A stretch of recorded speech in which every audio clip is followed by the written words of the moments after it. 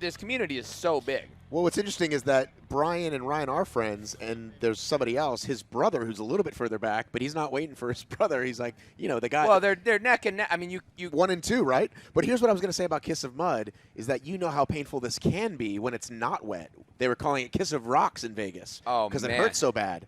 But when it's wet, it's actually a more enjoyable obstacle. Right, you can kind of slither through like a salamander. Like a sexy salamander or snake. Yeah. You can totally do that as well. You can totally do that, bro. It was hilarious. Okay, are you a roller or a crawler? Are you a roller or an army crawler? I would rather roll, but sometimes, like at TMX, the rule is that you have to crawl. There's no rolling in TMX? No, because there's lanes, and if you were to roll, you would take up. The whole family is running together. Like mom, dad, 2 daughters, and that family is having a picnic at their house afterwards for Joe. For his 100th Tough Mudder, and people from Mudder Nation from all over the country are going to that picnic. So it's kind of cool what this community does. They meet at Tough Mudders, and they become friends. They become family. They travel all over the country together, and then whoever's hosting in that town will then have a little party for the family the community. Will you be there tonight? I will be there. In fact, can I go with you? Because I don't think I got an invite, but can I go as like your +1? You can. I will. You can come with me. And what we're going to do, check this out. So I'm going to take over Tough Mudder's Instagram story. Oh, you are? Yeah. From the party? For the party. Because it's like a little, I think it's like after the mud, like to show you guys at home that don't know too much about this community. Like, can we watch Chikorita go into this and come out the other side, by the way? What it's like to be a part of it. Oh, here she is. So she's caught up with the guys. And she's asking for help because she can't make that giant leap. No. She's not. And these men absolutely stop and help. She is crushing it. She is. We don't see another woman behind her, so it looks like she is well in the lead. And now she's going to give a boost. Look at that. That's what it's all about, right there. That's Mudder Nation for you. I love it. I love it. This stuff really fires me up. Now, there's no one behind her, but that doesn't mean anything at this point in time. Because they could catch up. Absolutely. All it could take is say. Look at her give a boost to this guy who probably weighs twice what she does. And she's got to get down in there. Chikorita from Mexico, by the way. She is from Mexico. Real name Alex Redana, a.k.a. Chikorita.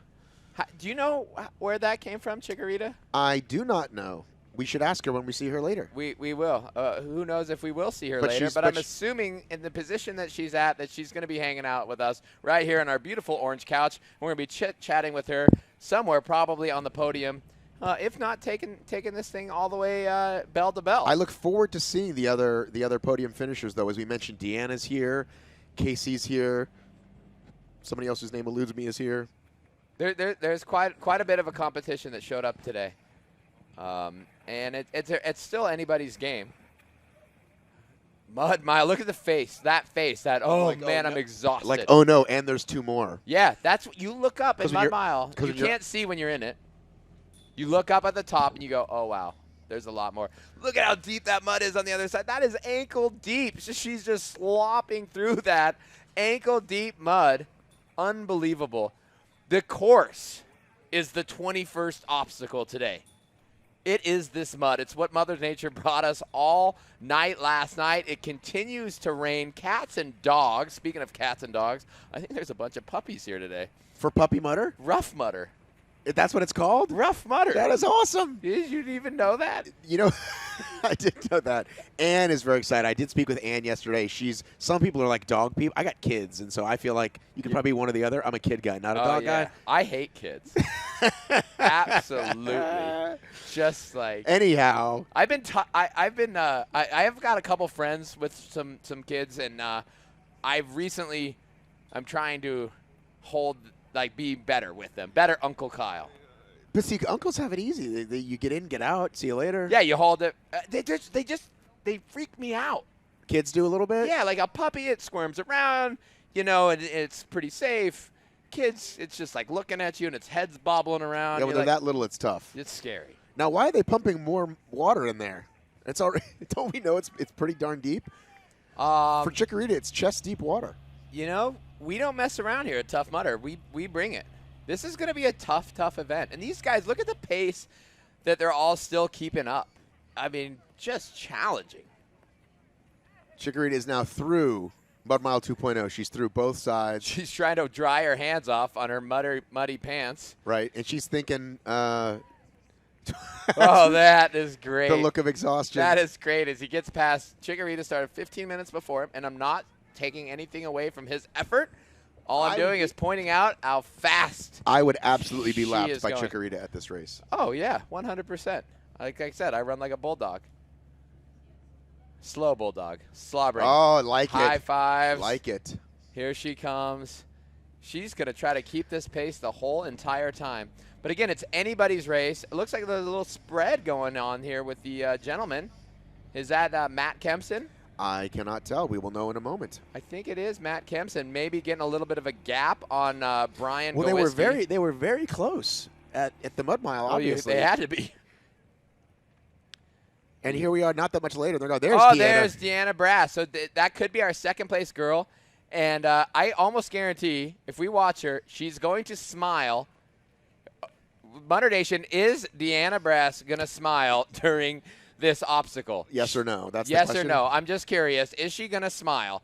This girl, I've only seen her that's the longest I've ever seen her without a smile on her face. So this lead is not as big as we thought.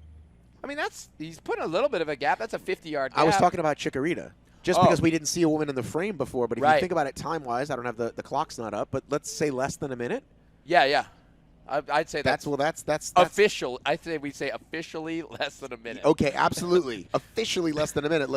That's a closable gap. That all it would take is a mistake on Funky Monkey by Chikorita. Everything's wet, and Deanna could easily walk away with. Or she gets to an obstacle for whatever reason that she can't complete. Right.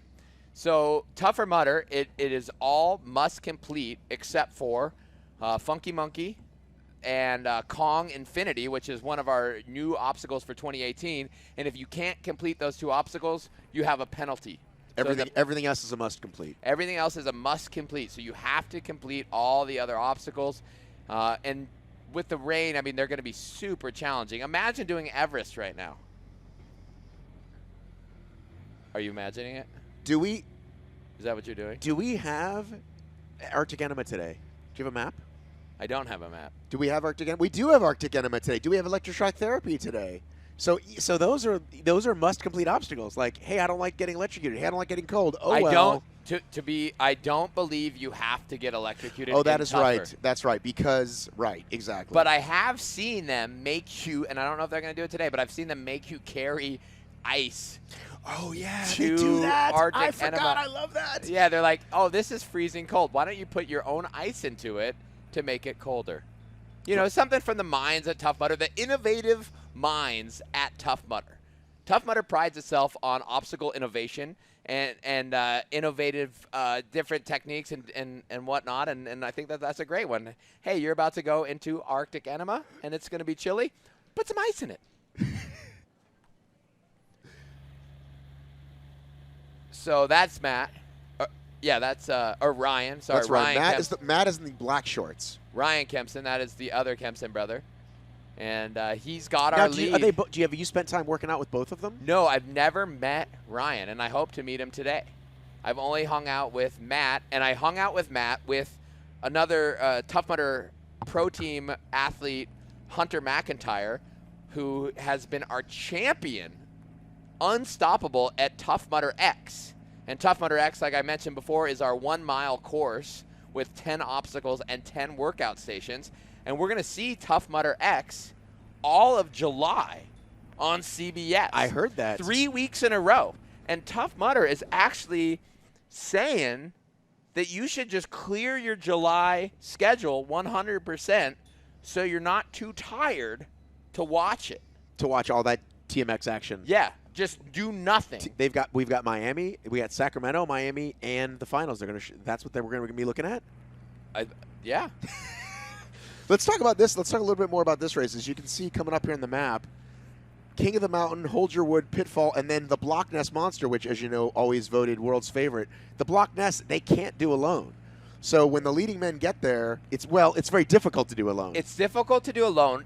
To do it alone, and this is what we're going to see from these top gentlemen, is what they're going to do is go up to do it, a big jump up using that momentum, and it's almost going to be like a quick muscle up over the top. And they have to be extremely explosive and extremely fast at the top, otherwise the blocks start coming back down on them. So you can do it solo, but it takes quite a bit of explosive power and energy to get it done. But it's doable. Can we talk about this? So a minute ago we saw Deanna there passing the men again. Now remember, we break it down not because one's better than the other, but just in terms of covering the race. The women have started a full 50 minutes behind, and women like Deanna and Chikorita will pass maybe half the field. Yeah, they're incredible. I mean, they're just so fit.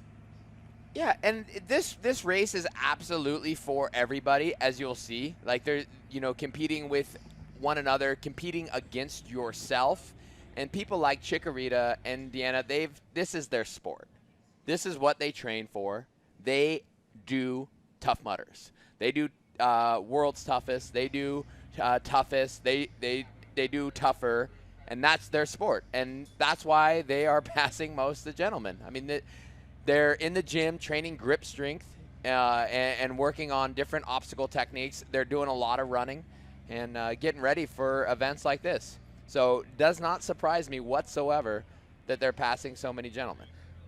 They would be passing me. And there's Ryan Kempson, our male leader. Looking good. Looking solid. Unbelievable. Unbelievable speed.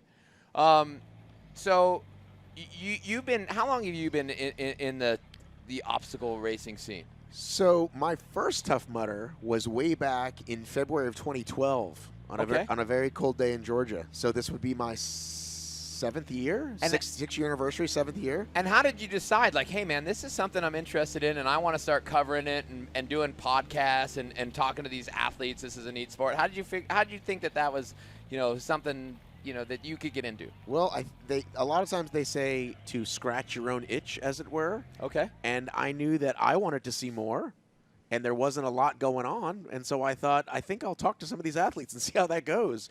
And then it turned out that the community was hungry for it.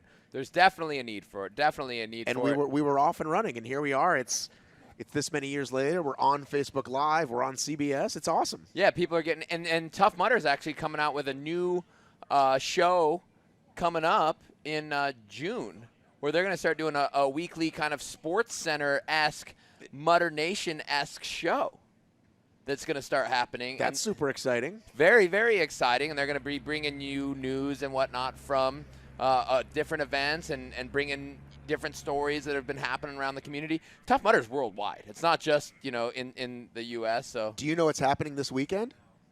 You and I are hanging out here talking about cheesesteaks. There's a UK Tough Mudder in what's called Beaver Castle, even though it looks like Belvoir Castle. Okay. That happened last week as well. And in Australia, clear across the world, is an overnight 8-hour toughest. Toughest in Australia now. Yeah, is happening. They are 14 hours ahead, so it is now 11 in the morning there. So it's happened. So it's already happened?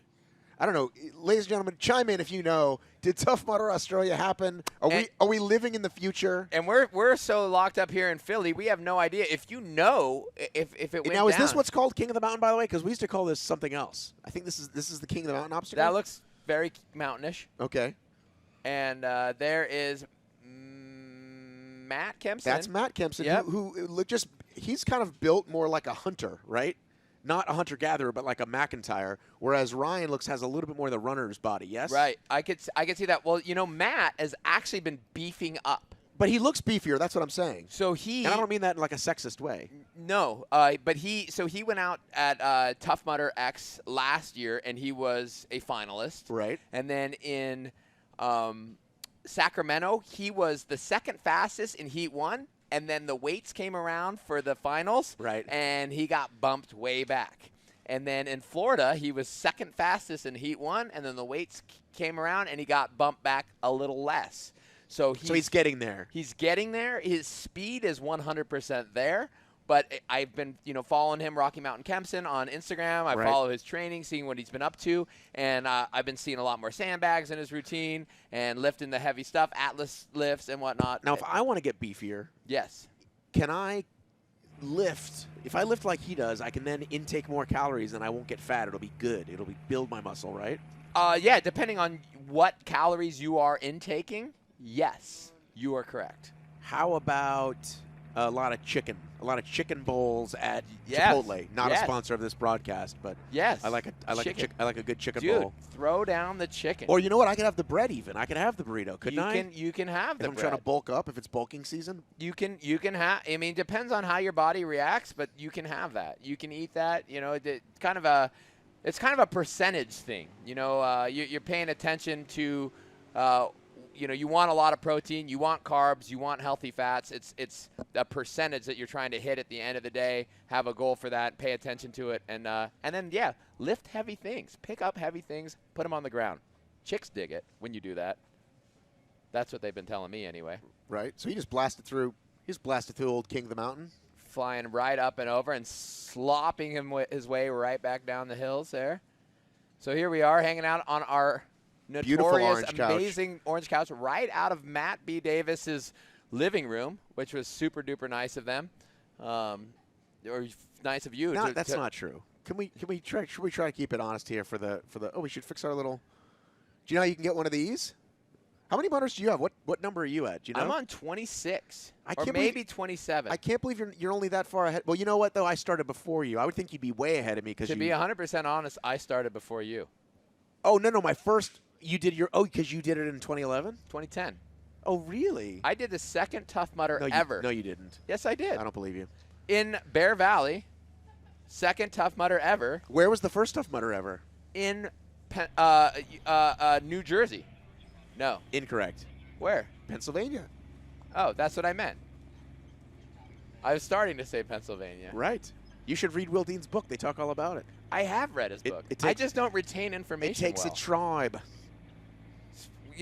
It's cool. Speaking of Will Dean and speaking about this community and kind of how he came up with this concept, I believe it was born from him running a triathlon. Right. And it had something to do with in the transition, he needed a hand, maybe getting his wetsuit undone or something. And they wouldn't help him. And no one would help him out. And he's like, what nonsense is this? What kind of silly sport is this? Everyone, no one's helping me out. And he's like, I'm going to come up with this concept. And now he's got this thing where, like, everyone is, like, giving one another a hand. And so it started off with that where, like, time didn't matter and none of that stuff mattered. And then we grew that community, and then we started adding the competition to it.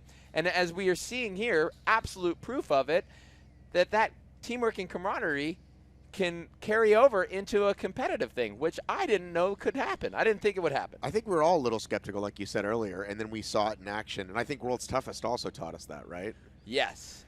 So World's Toughest is – here's a cool story at World's Toughest. My first year at World's Toughest Mudder, there was a prize for the top team, 4-man team, to get a lot of money.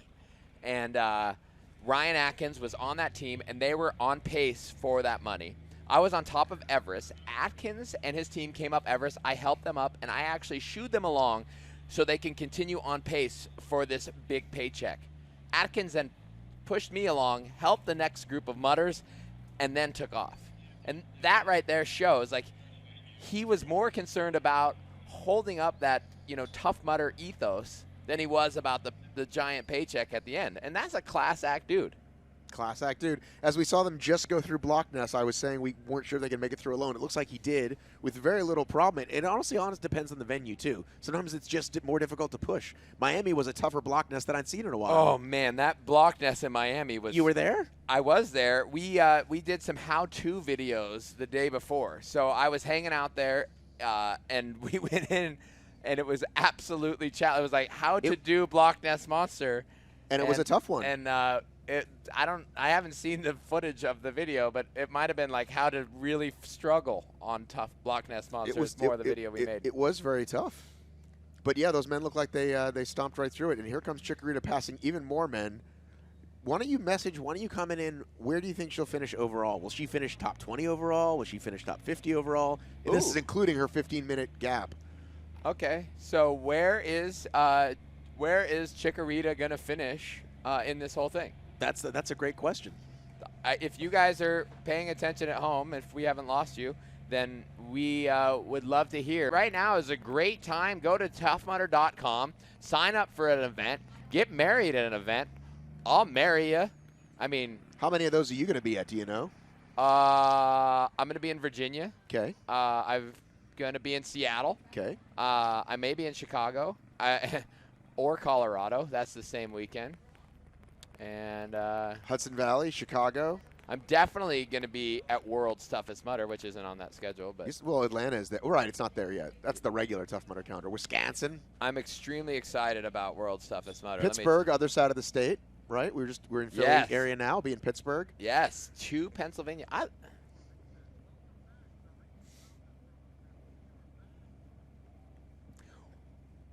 Welcome back. So all you mudders out there, the rain, Mother Nature slowed us down, stopped us. We've been having a little bit of a technical difficulty, but we are in Coatesville, Pennsylvania at our first round of the Tougher Mudder Championship Series. I'm hanging out with Matt B. Davis from Obstacle Racing Media, and we're giving you the action live. We see Chikorita out front right now. She's got a bit of a lead over Deanna Brass. Chikorita just failed just a tip a few moments ago, finished up her penalty lap, and it didn't seem to slow her down too much, but it definitely taxed her, and the suck factor went up a little bit.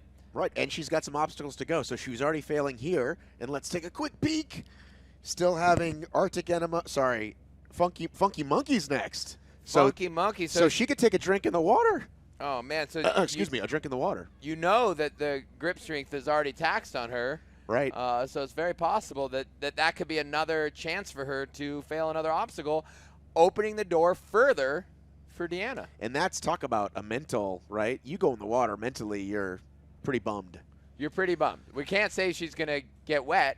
I mean, because she is already. It's been raining here the whole day. It rained all night last night, raining all. Like, yes, if you're into, I mean, I do love my wife. But that is, Matt Kempson's a sexy man. I don't think that's wrong. I don't think there's anything wrong with that.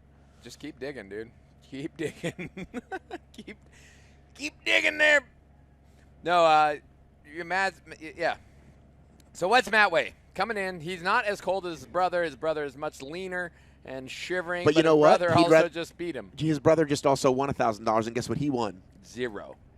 Donut. Big fat $0, but zilch. I bet from what I can see, brotherly love, he's at least going to buy him a cheesesteak afterwards. Oh, let's go to goose egg. Still curious to see. You know what? I'm going to get that interview tonight. I'm going to find out what they're doing, and we'll talk. We'll see if he's going to buy him something. I want to know what kind of cheesesteaks everyone likes. What kind of cheesesteak should I get tonight? I'm still curious. Do I go Cheese Whiz? No Cheese Whiz? Peppers or no peppers? Now, without running a lap, are you going to feel bad about eating a cheesesteak? Because, if you run it off, you feel pretty good about it. I might do some squats. Oh, Chikorita getting it a Kong. Oh, there's Deanna. So I'd say Deanna's 3 minutes behind her. Officially. Carrying a big old bag of ice. Unofficially. So we saw Chikorita coming through here not too long ago. Deanna's not too far behind. I'd say still catchable, but it's going to be a challenge. Definitely a challenge because we're at Arctic Enema, and then all they have left are Kong and then Happy Ending. She's already at Kong, though. Chikorita is. She was approaching Kong. There she is. So Chikorita's at Kong. So Chikorita only has one obstacle left after this. She could, if she doesn't make this, though, that opens the door for Deanna. But she's moving pretty slowly. There we go. All right. So again, this is momentum is your friend here. Absolutely, and this is one of those obstacles that were, brought up by the brilliant minds from the Tough Mudder Obstacle Innovation Lab, and they come up with fun new things to try to bring out, test your fitness, surprise you guys each and every year, and that's what brings people back for like their 100th Tough Mudder. Like we have Joe Van Tassel who's run his 100th Tough Mudder. It's because Tough Mudder's consistently trying to change up the game a little bit, and keep you guys guessing and new obstacles and new ways of bringing out other obstacles. Like Funky Monkey was once just monkey bars, and then they had the rotating monkey bars at one point, and then they went funky monkey. What was the first one with the swing in it? Oh, I like that. 2.0. 2.0, Funky Monkey 2.0, and then there's Funky Monkey the Revolution. With the trapeze swing. So they're always like working right now. In fact, I'm pretty sure that there's scientists right now, the Obstacle Innovation Lab, coming up with 2019 obstacles. It's happening as we speak. I think Infinity, wasn't Kong Infinity one of those contests? Like that somebody won? Somebody designed that obstacle? Our own community? No way. I think so. I think you might be right. So each year, Tough Mudder comes out with a contest where you can draw up your own design, and Kong Infinity might have come from what we call Mudder Nation. And that's you guys at home hanging out. You guys, come up with an obstacle. Start drawing one up right now. While you're watching this show, while you're watching Chikorita kicking butt, you guys can be thinking about what you want to see in 2019 as far as obstacles go. There's our friend Deanna, smiling, crushing. Where's Deanna from? Do we know? I have no idea. Come on, Coach. She's from Mudder Nation. That's all I know. I show up at Tough Mudders, and she's there. Is it true that you've gotten on the airport and not known where you were? Like you're just like, hey, take me to the course? Yes. I get out of it's basically when I get out of the plane, I look at the email that was sent to me. And then you figure out where the venue is. And I figure out where the venue is. I don't think I could do the job that I do if we still used the maps that we used to use to get around places. If we didn't have the phone. Right, because what would you do? I don't know how I would find the venues. I would be somewhere in the middle of the East Coast right now, not here. Because that's a lot of multitasking to drive, follow a map, and find a Tough Mudder venue. Because these things are all over the place. Thank goodness for smartphones. Chikorita charging up that hill. Absolutely crushing it, this girl. On fire today.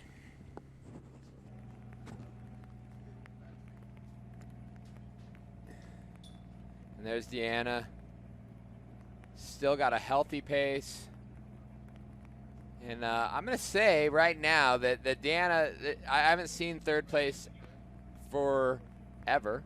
So she's good in second. And I know she wants that first place, but it's going to take a pretty major mistake by our race leader, Chikorita, who has led this thing bell to bell and doesn't seem to be slowing down too very much in the later stages of this race. All she has left is Happy Ending, which is our largest obstacle ever. And back to our second place female, Deanna Brass. And she is a world's toughest, and she's definitely going for the Holy Grail, which you can see when it flashes back to us on our nice little hay bale it looks tail. Nice. It looks nice, the 2018 That is a Holy beautiful, beautiful grail.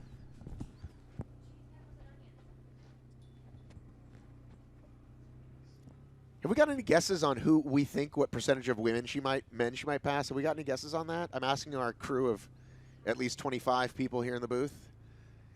Or perhaps one person named Sam. Is Sam a guy or a girl? How about that for a trivia question? Is it short for Samuel or Samantha? Or a third name I haven't quite thought of yet. That's a possible thing. Maybe? Yes? No? So nobody's guessed the... Fantastic. 10? 50. She guesses 50. I guessed... Ooh, here we go. Look at Deanna on Kong Infinity.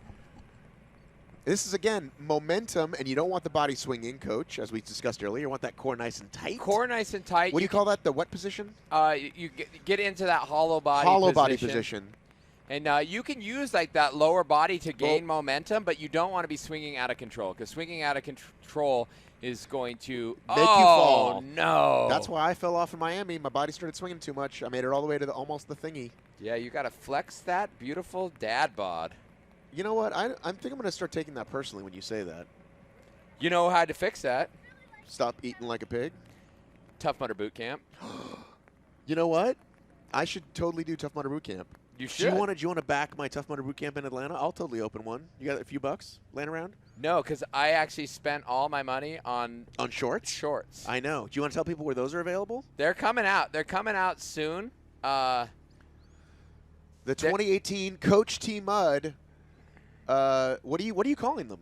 Shorts. But like you saying like the Coach T Mud Special Edition? Are you calling them it's like Coach Shorts. Coach Shorts brought to you by Celsius. No.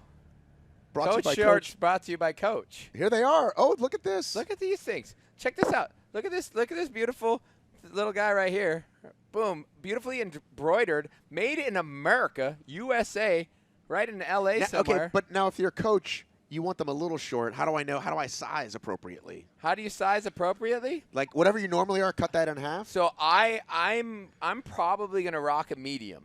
Okay. What are these? These are a medium? That's a small. This is a small. Could women wear these? Absolutely.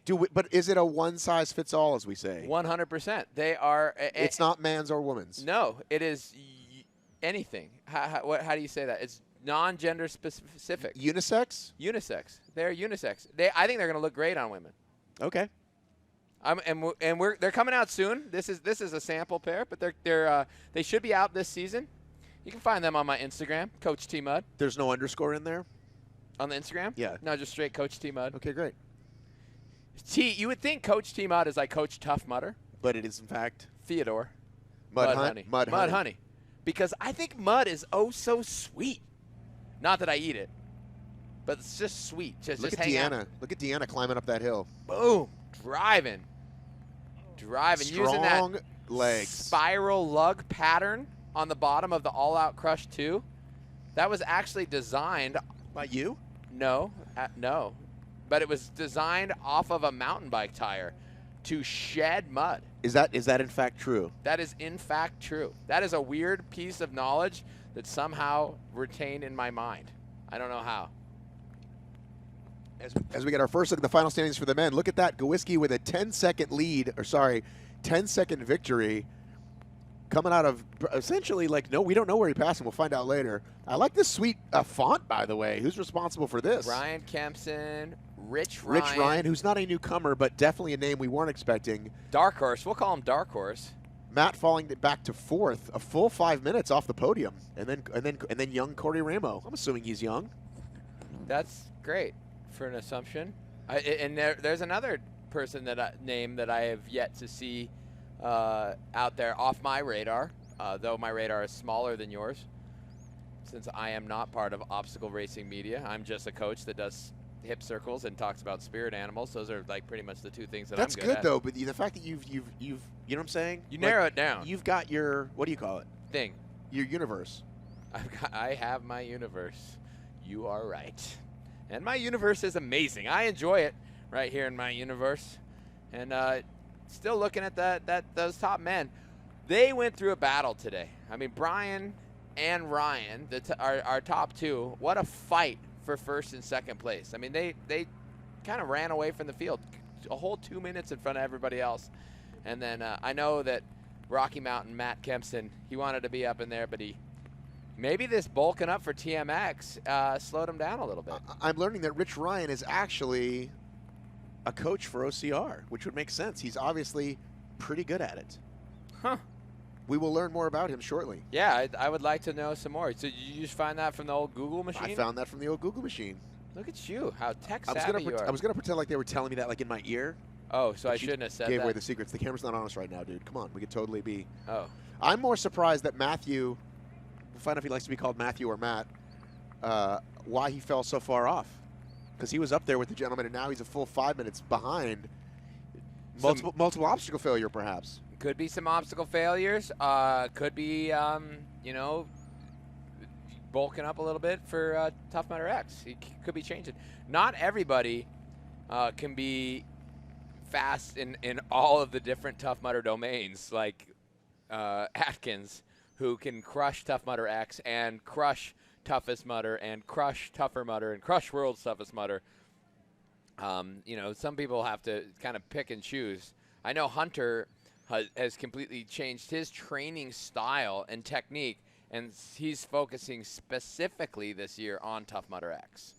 Well, as you know, we do have this thing called the Holy Grail, which does comprise of Tougher Mudder. Right. Toughest Mudder. And World's Toughest Mudder. Yeah. Are you going for the Holy Grail? I am going for the Holy Grail. I can't because I'm competing in World's Toughest, but let's have a look at the Holy Grail.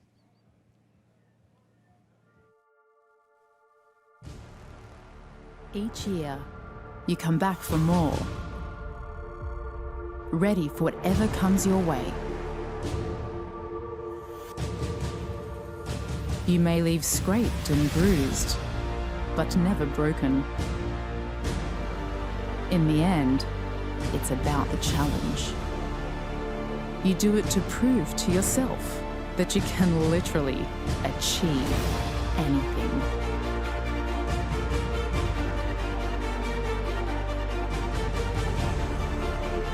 Take the journey one step further. Introducing the Holy Grail.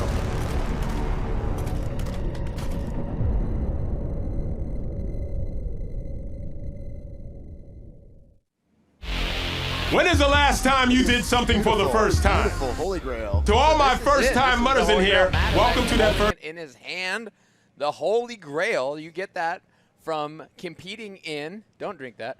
Competing in Tougher, Toughest, and World's Toughest Mudder. If you do all that in one season, you can have one of these sweet, sweet grails. This is pretty awesome. And as I was saying, I'm most likely going to be here during World's Toughest. Oh, in the booth. Which is great for me. Yes. But it means I can't get one of these this year. So get to wait a few years before I get to try to get one of these. Yeah, I haven't come up with that. I'm trying to figure out where I can get a Toughest under my belt and a Tougher. Well, you don't need to do the championship, by the way. You just need to do any Tougher. So any Tougher. So just get up early in the morning and go do it. Sign up. Put it on the calendar. Put it on the calendar. You go can to Tough Mudder boot camp and get somebody to do your thing. Well, not your thing, but you know, whatever you're doing, that race. Hip circles, spirit animals, you know, all that jazz. But here's the thing: it actually works. What you do, like, it's not just for show. Like when you do this, it's helping me, right? No, it is. It's a great warm up. It's that warm up was put together by scientists at NASA, and it starts at the top of the body and works its way all the way down, running your body through a full range of motion, also raising your heart rate before you take off on course. So when you get out on course, you don't spike and send yourself into a little shock. So I'm giving you a little pre-shock so then you can perform at an optimal level. So that was brought to me by the scientists. I honestly, you just taught me something. I just thought it was like, hey, let's do this. No, it's very serious. The things that I do here with Tough Mudder is very serious. I take my job extremely seriously. JVT, everybody. Ooh. I take my job very seriously, and I take fitness very seriously, and that's where you can see what I do out there when I'm getting people at the start wave ready to go. It's all serious here at Tough Mudder. Not a lot of fun, just serious. So, you want to say something now? Well, I got excited. We have a guest, but I guess will be joining us shortly. We don't want to spoil the fun yet. Yeah, I'm right. I don't want to spoil the fun. I'm excited about our guests because we've been talking about Tough Mudder community. But you know what we're going to do right now? Let's talk about Celsius a little bit more. Okay. One of our sponsors. Okay. Bring it to us.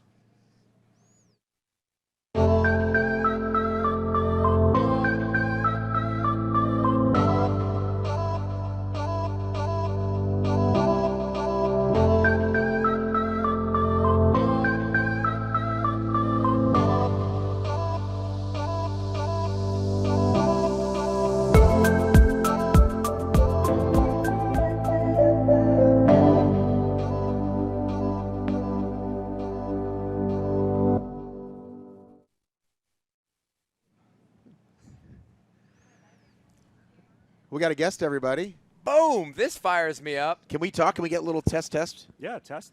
Hello, how are you? I'm good. I want to make sure they can hear you and stuff. Good. So we got I can hear you. JVT Joe Van Tassel. That's yes. me. And today is your 100th Tough Mudder. That is correct. And I've seen you at a lot of events. We've hung out together. Absolutely. I think that you are an extremely fantastic member of the Tough Mudder community. Well, thank you. And today, you've got this thing, and I dig what you got going on. You're running at the end of the day for your 100th Tough Mudder. Tell us about what you got going on. I specifically chose Philly to be the event that I wanted to do this at. I grew up in New Jersey. So I've got some family down with me. My dad's coming out to do his second today. His fiance's with him, so it's going to be a lot of fun. But I figured for all the events that I've done over the years, the biggest thing has been a lot of people have helped me out along the way. I figured the best thing I could do to kind of find a way to repay that is to go out last wave, have some fun. We're just going to stroll it out, be there to help whoever needs it, and just have fun with it.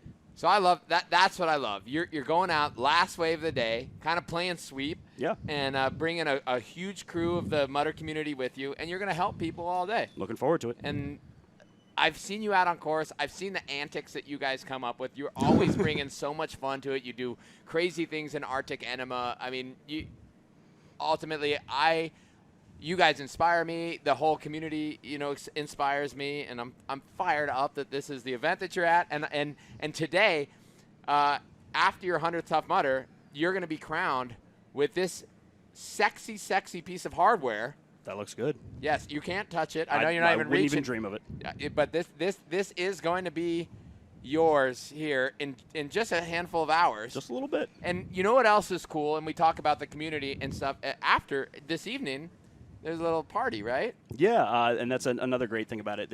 That's become kind of a tradition, not necessarily a party, but coming together for these community dinners and finding a way for all of us to get together and continue to kind of keep this whole thing going, this sense of community. And it's one of my favorite things to talk about when people ask me about Tough Mudder is that for years now I've kept coming back to this because of the people, because of the friends that I've made.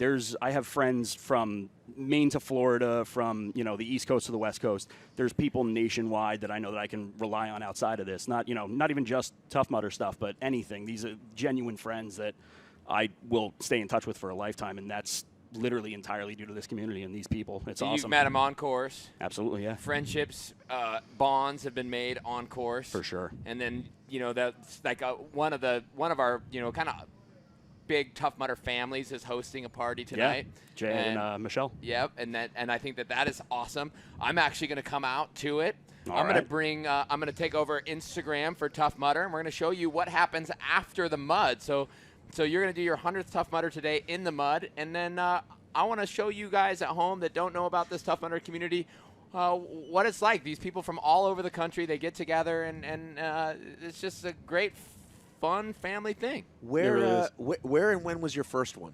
My first Tough Mudder was Tough Mudder Pittsburgh in 2013. It was actually down in southern Ohio at a place called Powerline Park. I like your air quotes. Yeah, it was a little bit of a drive for Pittsburgh, but that's where I live currently, and so someone I actually knew that I worked with had done one out in Vegas. He told us about it. We put a little team together. We had maybe about a dozen people that went out there, and it kicked my butt, but I had a good time with it, and I went out and did 2 more the next year. My brother wanted to do one, so that got me into it. And then someone that I think always deserves a shout-out, when I heard about Darth Vader's story at the end of that season, Sean told me about it. And, I mean, I knew nobody. I'm, like, pulling Sean aside like he's got time, in his day to tell me stories.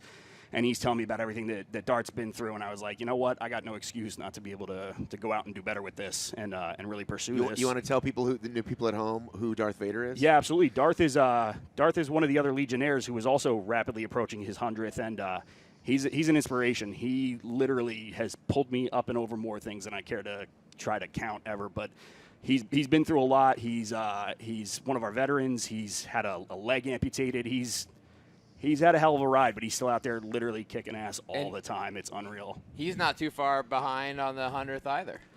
I want to say this weekend might be 97, 98, something like that. I mean, he's here? Right there. I believe so, but I could be wrong. So I want to know what. Wow, that might be like the most. We should get a photo. That could be like the most 90-something times 90-something.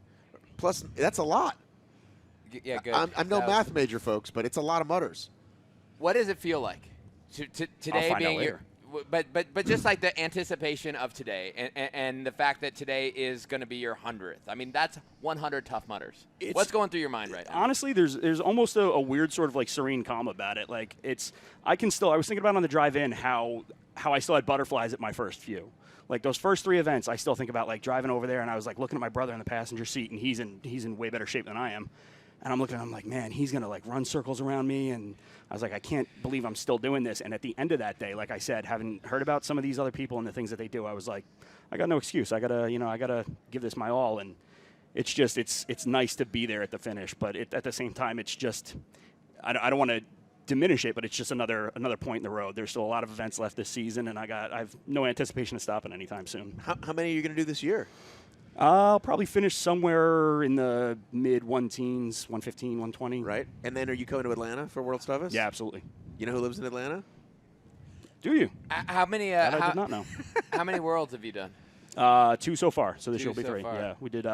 We actually Vader, Francis Lackner, and Michael Bever and I went on a team.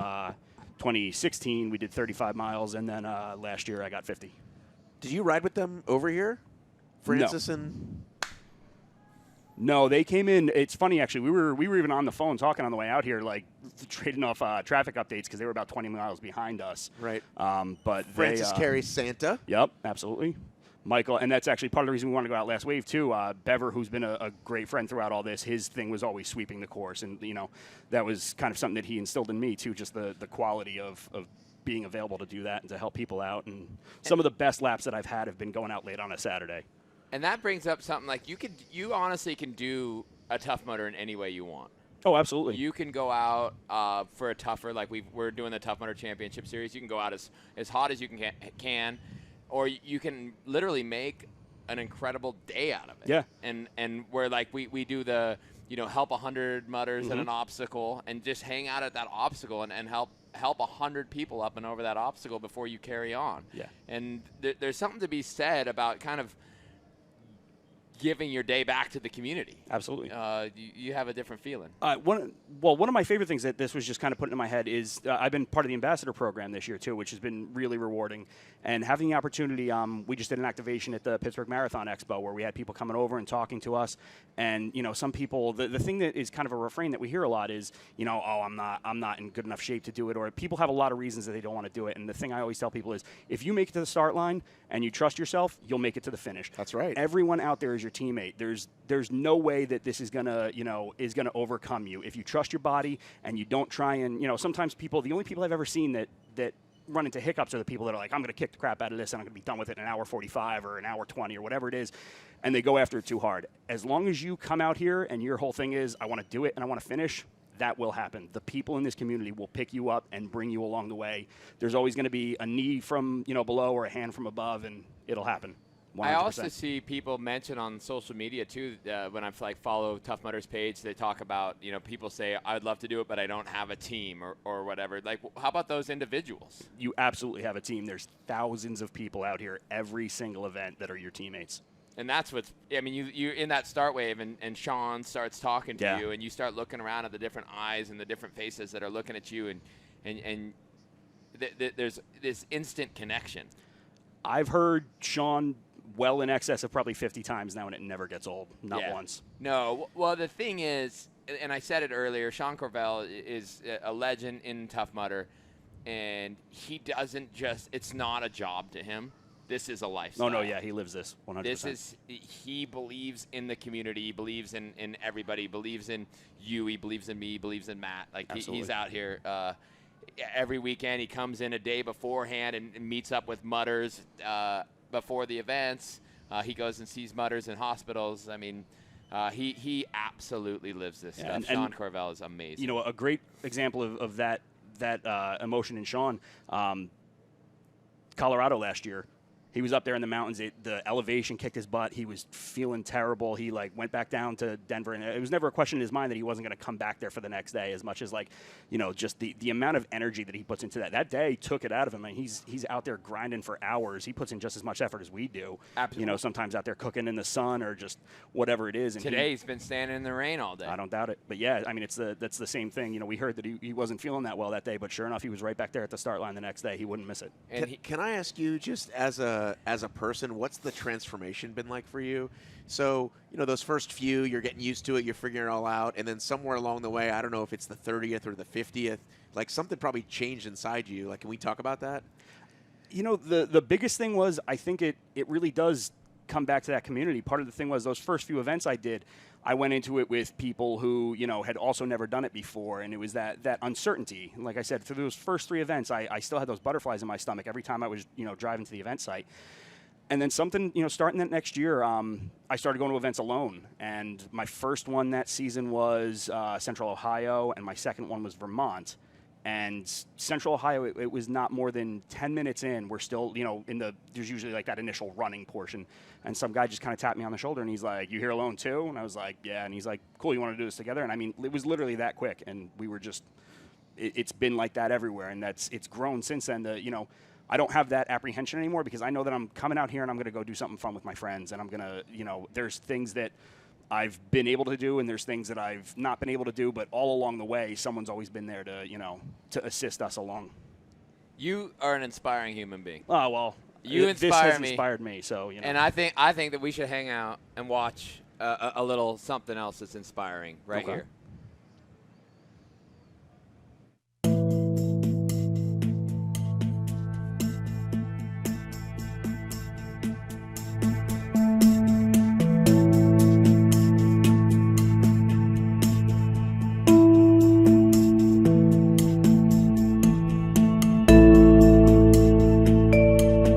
Because the gentleman that I drove with had to be at work early the next morning. So, yeah, we started together that day on Sunday. Because I'd been up all night pitting for Steph, and then That's when I learned about your love for espresso. Oh. Yeah. Yes. I was very espressoed. And cold brew. That was the other one. I pounded a lot of cold brew. I had to. Thermos of cold brew. I had to. Yeah. It was important. Do you know Jason Harley? Yeah. Because he rolls with those guys. So, we've course hung out map. together a couple times. Check this thing out. This is today. I love it. And so all of us, we've got it right here. We've got bail bonds. Okay. Quagmire, which is a classic. Berlin Walls we see all the time. Kiss of Mud. Hero Carry. A favorite. Always fun. Mud Mile 2.0. Do you love? I do. I do like Mud Mile a lot. Especially this is always been one of the better ones. Yeah, if the dirt is good, Yeah. Mud Mile is one of the best obstacles. And sometimes if it's – have you ever tried to float in between? Oh, yeah. Check, yeah. On what? On which obstacle? In the mud. On Mud Mile, in between. He was saying Mud Mile is his favorite. I know. That's in fair. between the humps. Something about it, it's like the Dead Sea, and you can just float in it. Yeah. Oh, you know what I did? You know where I did that? I forget what venue. There was some venue I was in. I think it was Mississippi, maybe. It was like the way the mud was. So buoyant. You could, buoyant. That's the word. Yeah, I'm scientific. Buoyant. So then we got King man of the myself. Mountain, Hold Your Wood, which is nasty, carrying heavy, awkward things. Pitfall. The universe voted the best obstacle in the whole entire universe, Block Nest Monster. We send it out to different planets and whatnot. We got a little bit of feedback from them, but not a ton. Devil's Beard, Everest 2.0, which is going to be tricky today, as you can notice. I don't know if you noticed, but it's a little bit rainy out there. Just the Tip, which is our vault. Funky Monkey, the Revolution. Arctic Enema, which nothing like running around in the rain and then jumping in the ice. And then we've got Kong, and then for the Legionnaires, it's Kong Infinity, which is we were discussing. I'm pretty sure is an obstacle that came up from the minds of Mudder Nation. Do you know if that one was one that won a contest? I feel like it was. I believe that it was, and it made its debut, as far as I know, at Worlds last year, and it was that was an excellent addition. That was the kind of thing, especially where it sat on course, like. You're already in your head that you're like, all right, I'm going to be done with this lap soon. You start thinking about your pitting and stuff like that, and then you're like, oh, I got to actually like put some mental effort into like this. It's not something you can just. Do you do well at that obstacle?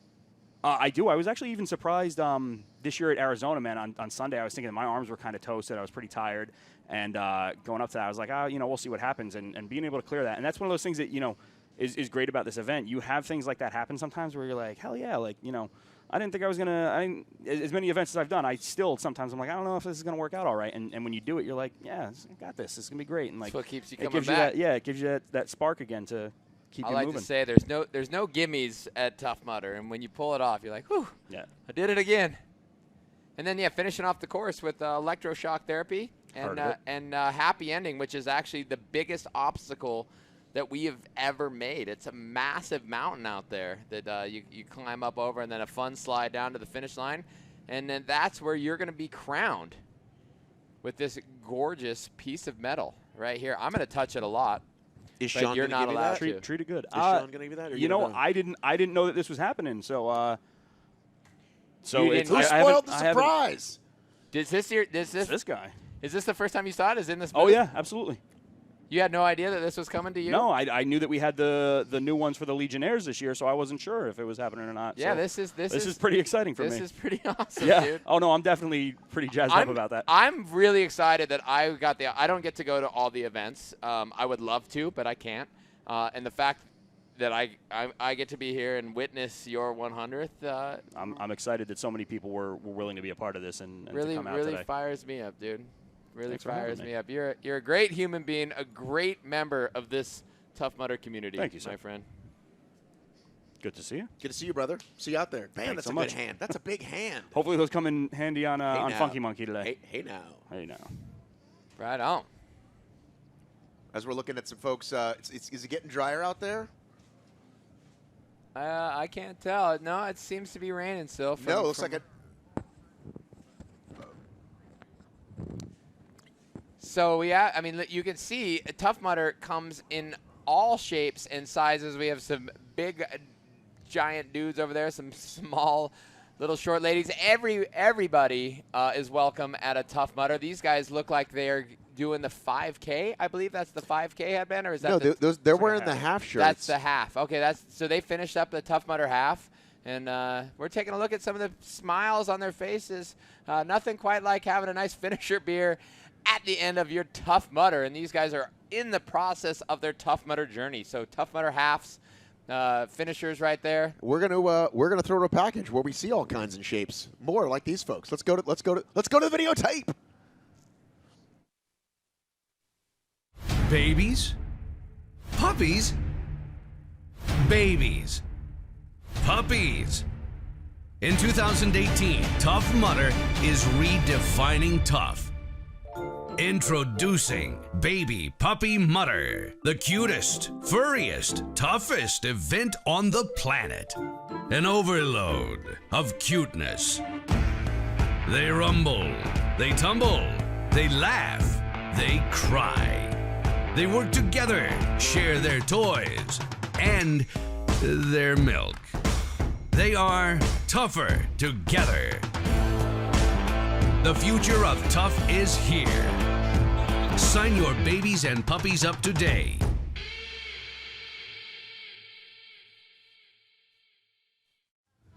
And we're back. We are on fire here at Tough Mudder. There's a big flame behind us, and this has been awesome. That was JVT, Joe Van Tassel, coming out today for his 100th. I can't believe he's. I mean, like I said, I do a lot of these, and I've only done 20-something mudders. Sorry, I'm in the high teens. High teens. Yeah, 100. I should get that 25th maybe. That's next a big year. number. That is a big number. Only a small handful of people have done 100. Very small handful. It's a trivia question. It could be. Maybe. Sorry. It might be a trivia question later. Maybe you should start researching that. So today, this is the journey. The path to progression, a.k.a. the journey. Yeah, and you got to enjoy the journey, not just the destination. It's all about starting off with a Tough Mudder 5K. Get off the couch, sign up for a Tough Mudder 5K, and then Tough Mudder half. Half the obstacles, no electricity, no Arctic enema, just easing yourself in. And then you can sign up. But still lots of mud, though. Lots of mud. And then sign up for a Tough Mudder. Come out here, find the community, the camaraderie, all that jazz. And then Tougher Mudder, which is you start getting competitive, put your teeth into it, maybe win a little bit of scratch, buy me a snack or an espresso. And then Toughest Mudder, 8 hours from midnight to 8 a.m. And then finishing it off with that world-famous World's Toughest Mudder. And then somewhere, the graphic's gone, but somewhere in there is probably Tough Mudder X, the toughest mile on the planet. Look at these happy finishers with their They are smiling. beautiful headbands on, smiling. That guy's having himself a kill cliff. That guy's having himself some cookies. There's that yogurt truck, which I told you to check out. I'm going to check it out as soon as I get off this orange couch. Totally not joking. Totally not just plugging them because they're a sponsor. I walked by. He said, "Sir, would you like yogurt?" I said, "Absolutely." I love yogurt. They gave me a fake spoon, and it was awesome. I could use a fake spoonful of yogurt right about now. Look at that. She's smiling in the rain still. Tired, but that guy is our Legionnaire right there. It's the good kind of tired. Yeah, a Legionnaire is our mudders that have done multiple Tough Mudders. That is what we call Legionnaire. We have a Legionnaire system with the colored headbands. And then this year, you can become a repeat offender, which is brand spanking new. What's that get me? That gets you a sweet kettlebell and a headband. Yeah, a cool little kettlebell. What do I got to do to get a kettlebell? You got to do a Tough Mudder 5K. You've got to do a Tough Mudder half and a Tough Mudder full. And that is your repeat offender, and you get one of these. When they come back to us on the camera, we'll show you. This is amazing. Yeah, and that is about your size. You could use that to strengthen up a little bit. You were talking about, you wanted to put on some muscle. Well, you could win yourself a kettlebell or earn. I won't say win it. You can. So here's what's great. I can't tell the difference between right and left, but there's only one forward. So I got that right. Now can we work on my form, by the way, on my kettlebell form? Because people think it's all arms, but it's not, right? It's hips. It's hips. It's hips. Everything is in the hips. Right. I've told so many people about the hips, and that's why it's so important to create mobility and suppleness in the hips before you run a Tough Mudder, because all athletic activity starts right there in the hips, and especially for that kettlebell. Let's take a look at the adventure map video right now. It's coming up.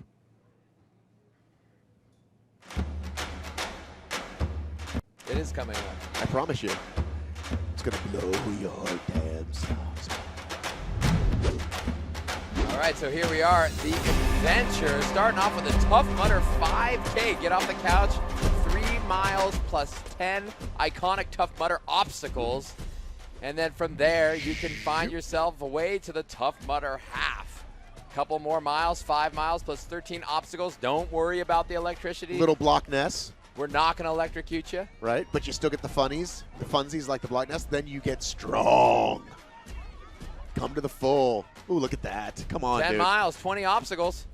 And that is the road. That is what you can do. Oh, and what? Then Ooh, what if you wanted to be competitive? sign up. Like today, with our Tougher Mudder Championship Series, or at any event, the first wave of every event is the timed wave, and we give out cash every single event. After that, we get into 8 hours, and everyone loves Black Ops at World's Toughest, so why not have a whole event around Black Ops, starting at midnight, go until 8 a.m. And you put on one of those awesome headlamps, right? And that's insane. It's absolutely insane. Not as insane as 24 hours of mud. And this year is our first year of going to Atlanta. And there's Mr. McIntyre. This is Tough Mudder X. Going to happen in a few weeks. This is a brand new sport. This is where we blur the lines a little bit and get people out there for the toughest mile on the planet. I love the Tough Mudder X. I love all of these. And in fact, I've done all of them but the 5K. I've yet to do a 5K, and I'm not saying I'm not gonna. I'm gonna do it all. You know what's great about World's Toughest this year is that we've gotten so used to Vegas that we even say, like, hey, am I going to see you in Vegas meeting World's Toughest? Like, oh, what's your goal for Vegas? Now, Atlanta, new venue, new challenges. What's going to replace the cliff? How are we going to do it? It's going to be so different. I'm so excited about Atlanta. I am very excited about Atlanta, too. They're leaving the ropes for Everest. Because the conditions here, Mother Nature brought out a heck of a challenge. But look at the teamwork that's still happening. Throw that leg up. So this is one of the Tough Mudder's iconic obstacles, and then we changed it up by putting that rounded top on it. We made it a foot taller and made it more challenging. And you see some great teamwork happening here. This gal, come on, everyone, send her some love at home. If the more hearts you guys send, the easier it is going to be for her to get up on top. And even the volunteer, there it is. Even the volunteer hearts, getting send in into some it. hearts, send in some hearts, and she is up and over. That actually was you at home that got her over the top. I'm very impressed with you. So she just went for the rope. I love this. I mean, you guys can see this is Tough Mudder. This whole course is so muddy, so slippery, so spectacular. I want to hear from you guys at home. Have you done Everest? Whoa, no rope for that guy. And the flying leap. No rope for that guy. Nice. Have you done Everest? Have you hung out on top of Everest before just for a while and helped people? Like, have you been one of the people that have hung out there, left your hand over, and kicked it for a bit? Because I've had some of the best experiences of my Tough Mudder career just hanging out on top of Everest, helping people that didn't believe they could do it, looking them in the eyes, saying, trust me, I know you can, They run, you clasp their hands, and you do not let go. I mean, basically, it's like their life is in your hands. It's amazing. Right. I love it. And then you get that feeling, those arms that just went up, like, yes! Yes, it is conquering. I mean, I've never gone up the real Mount Everest, but, I mean, this has got to be really close. Look at that. Up and over the top. Smiles on top. Everyone's having a blast here. It's raining. It's sloppy. It is awesome here in just outside of Philly in Coatesville. The Mother Nature has brought it. Oh, there's Andy and Michelle, I believe. I know those Legionnaires, world's toughest people. Who? Where? Going back to them. I don't know. The camera's off them now. It's okay. Yeah. Yeah, no, I love me some good old Everest.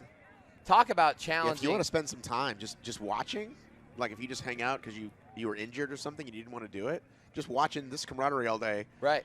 Especially if you've never done it, you're like, okay, what am I running full speed? Do I jump? Right. Look at that. One hand grab. Wow. Now he's got to figure out, get the hand up. Totally. This inspires me. This could get me out on the course. Just watching these mudders out here having a blast. Just getting filthy. There's nothing like a tough mudder that is their head to toe covered in mud. Big grins, meeting new friends. Look at that dude. Where is he from? I think that's like one of Thor's brothers, maybe? Oh my God, that guy is amazing. I'm not like, I haven't caught up on all the Marvel movies. They released too many, but that definitely was one of Thor's brothers. Thor has brothers? I think one of them's a bad guy. Oh, he's probably one of the good brothers, though. Oh, so she just ate it. Yeah, she like pancake. That's an Everest pancake. We run up and then just belly flop halfway up of it. So yeah, if you've never done this, you're like, should I do the rope? Is it easier? Because actually, it's not necessarily easier, right? Because you can't grip it like this gentleman here in the far right. Yeah. Whereas running and catching arms seems to be the way to go. Oh, I think absolutely. These gentlemen in the middle are much more efficient. Oh man, look at how slippery this is. Oh man, down. And he gets back up. So yeah, this is. And were they trying to dry their shoes? Because you can't dry your shoes. Were they just trying to wipe their shoes off? I think I will guarantee that not every mudder is coming back with two shoes. Today, no. Like a day like today, the course is swallowing shoes alive. Now this gentleman brought his phone on the course. I don't know how you do that. I mean, how many people do you think? I want to know. You guys at home, give me a number. So say there's 10,000 people going to today's Tough Mudder. Okay. Right?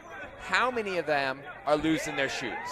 That's a great question. Give me a number. How many people are losing their shoes out here? We're gonna put them in a pile at the end of the day. Oh yeah? We got a crew doing that. We're gonna count them. Okay. Okay. And who's ever the closest without going over, gets one of those yogurts. New Cadillac. New Cadillac. New Cadillac. You buying?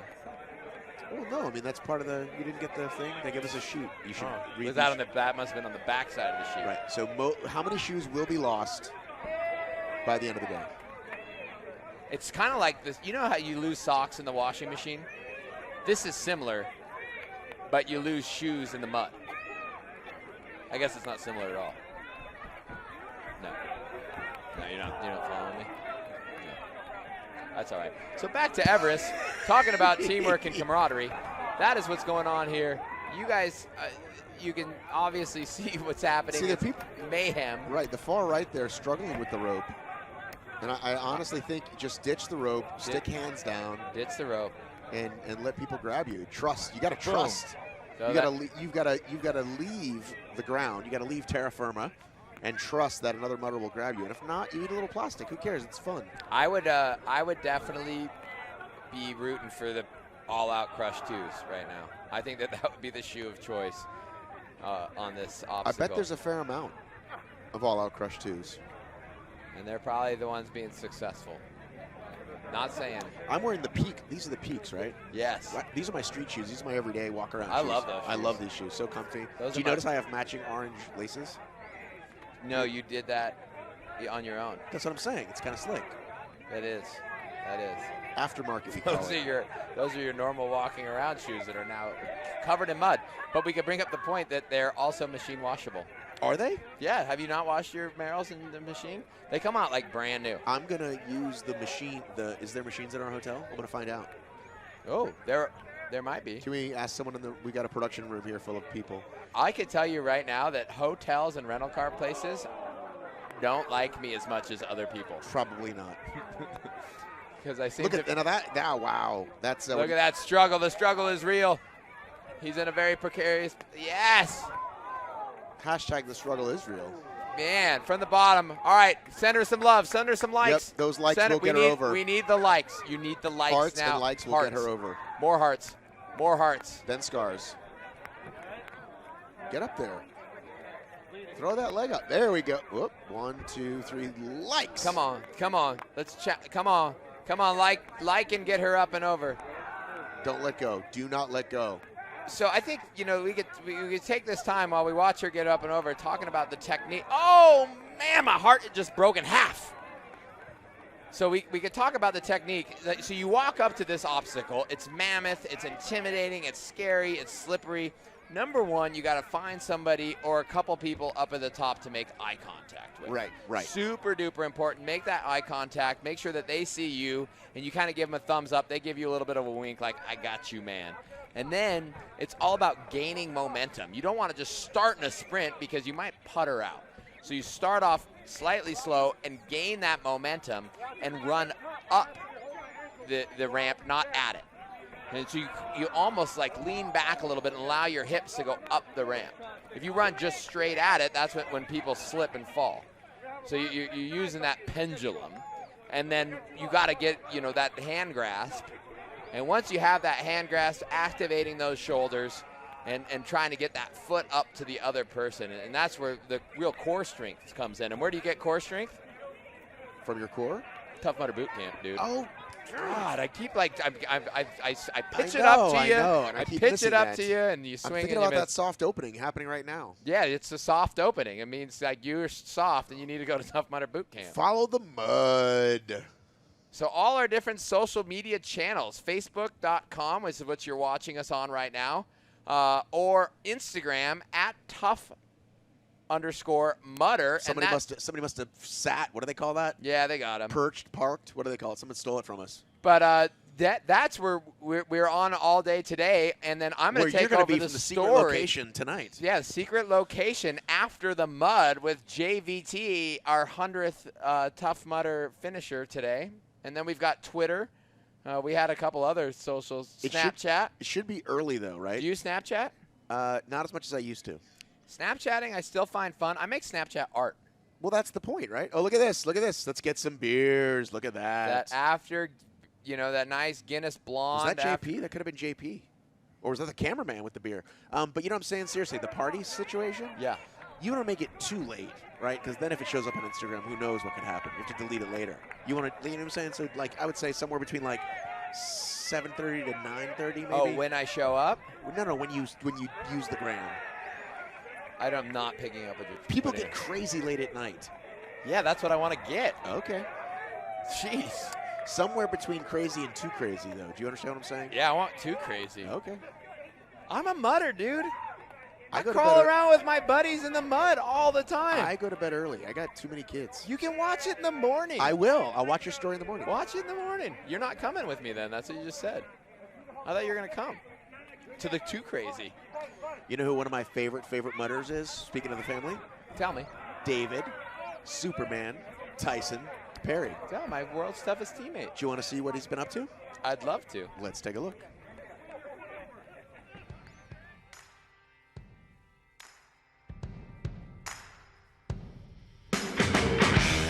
Right over here is my man Superman. If you're looking for inspiration or mental grit, there's not a whole lot of other human beings that have more of it than that son of a gun right there and his team.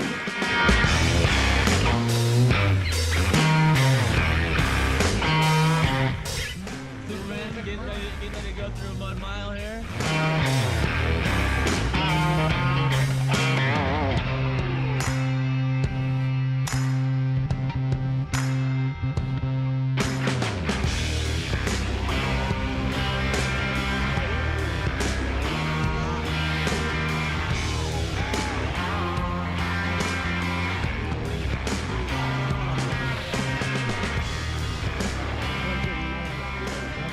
We're gonna set him down, and then he's just gonna do his thing.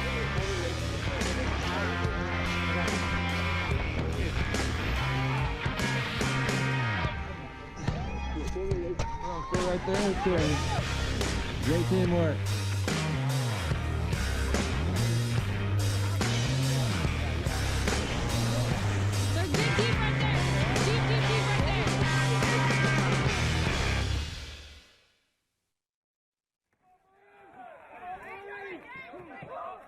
Boy, my man, Superman, David Tyson Perry, an incredibly inspirational human being.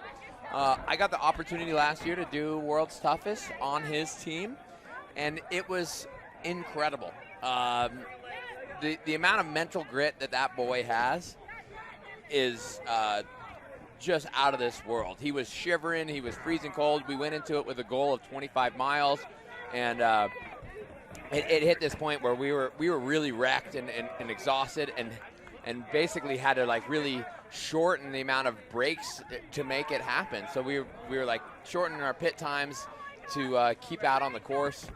And I learned a lot about myself. I went into that thinking that I was going to help Superman with his goals. Right. And that was my thought. Like, I'm going to help this guy. And I went into it almost with like an individual sort of mindset. Like, I'm helping him as an individual. And as the evening went and as the event went, it wasn't helping Superman. It turned into helping us. And it wasn't just Superman whose goal was 25 miles. It was our goal. And we turned into this team and this kind of this working mechanism. And it started off like a bumpy road, a bumpy wheel that was spinning around. But by the end of that, we were like this well-meshed machine. And our last lap, we had to push pretty hard to get that goal. And things just went smoothly. We were clicking. We were a team. It was one of the best experiences that I've ever been a part of, was being on Superman's team. I loved it. He brings, he brings it out. He's a true mudder. He lets no obstacle, slow him down. He's in a wheelchair. He fell off a roof when he was 19, and found Tough Mudder. And he was an athlete beforehand, and this has helped him progress as an athlete again, an adaptive athlete. It was super cool to watch, and I got to talk to him a little bit about what you just described, and pretty awesome stuff. Yeah, and then it was the whole scenario was amazing. That he got he broke the chair that he had the week before, and so he ended up with a new chair for that event. That came together last minute by some amazing sponsors, and just the whole. Is that JVT already? No. He's wearing the same shirt. Well, I think that they made 2 of those shirts at least, maybe 3, when they came out. He's like JVT's twin brother. He's got the hat. He's missing the beard. Remember the beard that he had? No, you're right. Yeah, no, so yeah, Superman. And then the members of Superman's team need a giant shout out as well, because Superman is an incredibly inspirational dude. But the rest of the members that go out there and go to different Tough Mudders with him and help him along the way, and complete strangers that help out, like that really is what makes it happen. And that's what we keep, touching on in this event. And he's actually met different mudders that have joined his team, like random mudders on course that then would run with him and then now travel with him to different events. They decide. Because they get sucked into the vortex of awesomeness. Yes, and it's so awesome. It's like we were talking with JVT, with Joe, about that feeling when you kind of give your day to somebody else and just go out and help people all day long. And that's what Joe's plan is today, running with that last wave and acting as a sweep and kind of bringing Philadelphia home. Right. It's gonna be incredible. Coatesville, PA. And we're here all weekend. You know what tomorrow is? Sunday. Right, but you know what else? No. You can come down and do the 5K tomorrow. Tomorrow's 5K. Yeah. So you're at home right now. Right. Eating a cheesesteak, and apparently with cheese, peppers, probably an sausage, Eagles Super Bowl championship shirt, and onions. Right. So the everyone says cheese, pepper, sausage, onions. So you're eating the cheesesteak right now with your Eagles sweatshirt on, and you're like, this looks amazing. I need to get in on this. No problem. Come on down. 5K it up tomorrow. 3 miles, and just start your journey. Start your you Tough know who Mudder. else can tell us a little bit more about the 5K? I have no idea. This video we're going to show. No way.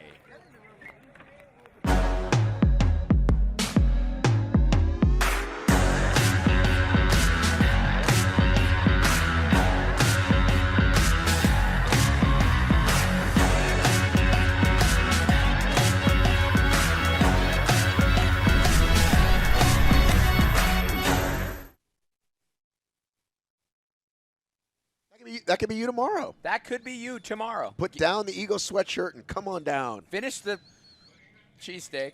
We're here in beautiful Coatesville, PA. Google it. Just an hour, 58 minutes this way. What is that, west of the airport? I don't know. Come on down. It's going to be a great course. The course is already fantastic. It's muddy. It's a true Tough Mudder. Imagine what it's going to look like tomorrow. A mess. But in a good way. Oh, yeah. Everyone likes a mess. I mean, except my wife. But everybody else loves a mess. Do you have an OCD wife? Yes. Me too. Yeah. We're kind of like opposites. Yeah, it works out that way. It's good. We have to Yes. need a roll. I am a mess. And she's not. She is not. Right. All right. Works out good.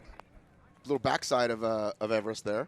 Back here on the couch, the orange couch. Hanging out here with my man, Matt B. Davis from Obstacle Racing Media, the mind. This guy knows everything about all the people that are involved in this. He knows what they eat for breakfast. He digs through their garbage cans. Oh, you're going to bring that one up again? Yes. Damn it. That was weird. He got caught digging through their garbage cans last year to find out what they eat. Right. He knows the ins and outs, and that's what we're here talking to you about today was our Tougher Mudder World Championship for round 1, right, to start it off, and we had some the first of 4 regional championships. great competition today. Yeah, it was a great competition. We had at the end, it was a total surprise. It took us surprise, and we were watching. Yeah, we were watching. It's hard to tell. And we had a little technical difficulties, but that was fine. It's what Mother Nature brought us. We had what about Mudder Nature? Mother Nature. Hashtag it. Hashtag Mother Nature. Here we are back at Everest. We're loving this shot of Everest today. All these guys challenging themselves, using that good old-fashioned teamwork and camaraderie. What we come to Tough Mudders for. Can we give some hearts to whatever the camera guy is, risking his own life and limb up there on top of a muddy Everest right now? Let him know. Let him know. Let that camera guy know that you are digging him. Look at that dude's fired up. He's banging on the top of Everest. But that's what you do. That's what you do. You bang and you go, come on, I got you. Like you said, right? Yeah. Is that what you said? That's what I said. Didn't you do a video like that once with Hunter? Oh, me and Mr. Hunter McIntyre. Did you guys do that? That's what I'm thinking of? We might have. You've done so many videos. Thumbs up if you like the Coachified series. Are we in the 3rd season of that yet? We're like 4th season, and we're not necessarily doing Coachified this year. We're doing a couple different things. Okay. We're coming out with actually some kind of behind the scenes of athletes. I don't know if you remember that video we did with Hunter last year where we went into his crib and found out what he does. Right. So we're bringing that back, that style back, and Jack Links is actually going to bring it to us, and we're going to go into different athletes and see what they're eating, how they're training, and how they're getting ready for Tough Mudders. So for you, is this kind of like when the Beatles sort of shifted into that sort of like Rubber Soul Revolver? They weren't just the mop tops anymore. Like for you, like Coachified, now you're moving into a sort of this middle period of your life. You know, I'm just I think that we're just seeing what works. We're listening to Mudder Nation and seeing the information that you guys want. Like, what do you want to see? And we've heard some feedback, and they want to find out what the Hunters are doing, what the Ryans are doing, and the Atkins, and how they're eating and training, and how to raise your game up. Right. So we're gonna kind of check out the behind the scenes of some of these top mudders. They also clearly wanted to see you in the back of a motorcycle with a Sasquatch. Yeah, everybody does. And as we said earlier, speaking of listening to the community, that's how Kong Infinity was born. On the back of my motorcycle? On the back of obstacle designs by mudders like you. Right. Because we throw it out to the community and say, what do you guys want to see? No, and the mad geniuses do their thing, plus our community, boom, Kong Infinity. Let us know. Why don't you let us know who you want to see behind the scenes of in the community? If I was going to go into somebody's house, into somebody's kitchen, and look through their shelves and their refrigerator, who do you want to see? Whose house do you want me inside of? But you know what I really want to see? No. Kong Infinity that I just talked about. You know we're going to see it? Where? Right over there. The winner of this year's obstacle contest was called Kong Infinity. It was more challenging than I expected. You had to focus, you had to really engage with it. Kong Infinity really tests your upper body strength. You got to dig down deep, especially at the end of the race. You're tired, you want it to get done. You got to get that last push right before Everest. I was not expecting that. I was very pleasantly surprised. Nice job, bro.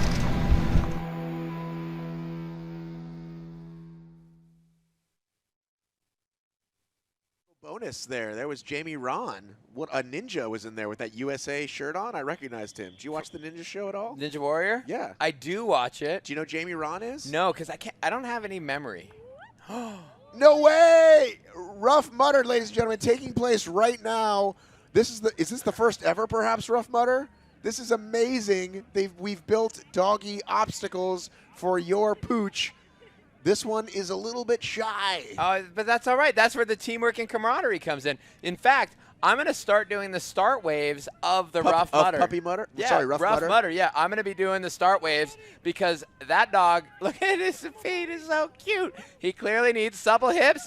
I wonder what that dog's spirit animal is. Right now, he wishes it was a hippopotamus. You really love you turned into the puppy talking to puppies voice. You definitely love puppies. I love the difference between dogs. me and you, because this is how I get with There's a lot of differences between me and you, actually. But this is a major one. This is a major one. I'm so fired up for this dog. Imagine he's like on his way. He started his Tough Mudder journey. He's going up and over little puppy. See, and I want to see a huge dog go over that. Now that we've seen a little puppy, I want to see like a huge dog. Just enjoy what's happening right now, Matt. Enjoy this little dog. Don't just sell him out and say you want to see a bigger dog. Well, let's go back to the dog. I want to see a giant. Have you seen The Sandlot? Yes. You know that iconic scene where the dog jumps up and his giant balls go over the fence? That's what I want to see here. I don't know if that's inappropriate, if I can say that or not. You can say it. It just shows me. Now, this guy, he's wearing an official Ruff Mudder, what do you call that, kerchief? Yeah. I need to get me one of those for my dog, Piper. How many dogs do you have? I only have one dog, and her name is Piper, and she's at home. I'll show you pictures of her. Okay, what kind of dog is she? She's a very sensitive shepherd mix. Okay, don't know what that means. She would be about as sensitive as this dog. This dog is like, what is going on? Just get me to my headband. Is this a leashed event? Do you know the rules on this? I don't know the rules on this. Oh, look at its own little mud mile. Look how adorable. Yeah, he's like, I'm smart. See, that is a smart dog. Smart dog does not want to do. You go through Mud Mile, human. I'm going to go around and poop over here. Right. That's Ruff Mile 2.0. Oh, and we're going back up and over. I really want to see a huge dog. I want to see some giant Sandlot. So now balls. you can bring, are people bringing their dogs to Ruff Mudder? Is that what's happening? Yeah, so you bring your dog, you bring your kids. So I don't have kids, so I bring my dog to Tough Mudder, and they do Ruff Mudder. And I'll bring my kids, and we can introduce each other to each other. Yeah, let's just leave your kids out of it. We'll just bring the dogs. Would you? I'm sorry. I think that this is hilarious. This is absolutely hilarious, and I can't wait to start. I wonder what the finisher drink and/or food is for these puppies. I hope it's maybe some good meaty snacks. This is amazing. It's actually come to life. It was a dream, and now it's a reality. It was a Ruff joke, Mudder. actually. I think it was a joke. It was, in fact, a New Year's It was joke. less than a dream. An actual joke. Yeah, so this is happening right here. Matt is back down on the couch. Here we are. We just got to witness Ruff Mudder, and I'm going to get one of those handkerchiefs for my dog. I'm going to bring it home to her. Ooh. Can I, if she hasn't earned it? Do you know, there's actually a dog licking the lens right now. That's why we had to jump back to us. That is hilarious. Sometimes that's the kind of technical difficulties you get. With Ruff Mudder. Pets and kids. I hear that there's like 100 dogs here. Really? Or maybe there was 50. Remember we got that question about Chikorita. I wonder if we could figure out what percentage of, How many dogs are here today? Right. I want you to know. I'm asking you, how many dogs do you think came out to Ruff Mudder? And they're washing him. her. Oh, brought to you by Water Pick. Sponsored by the Water Pick Pet Wand. So there, for all your pet wand needs, ladies and gentlemen, Water Pick. I figured it out. That's what's going on. They're getting the dogs filthy and then washing them. You just figured that out? Yeah, I did. I did just figure that out. I might not be as fast as some of the average humans, but where I lack in speed, I make up for in fur. I'm very furry. Ooh, look at this. Follow them on social media. I'm doing it right now. I'm putting it in my phone right now. Bing, bang, boom. I'm going to Water Pick. Now, they're hanging out here. Do you really have an iPhone 10? I do. Okay. And you're really digging it?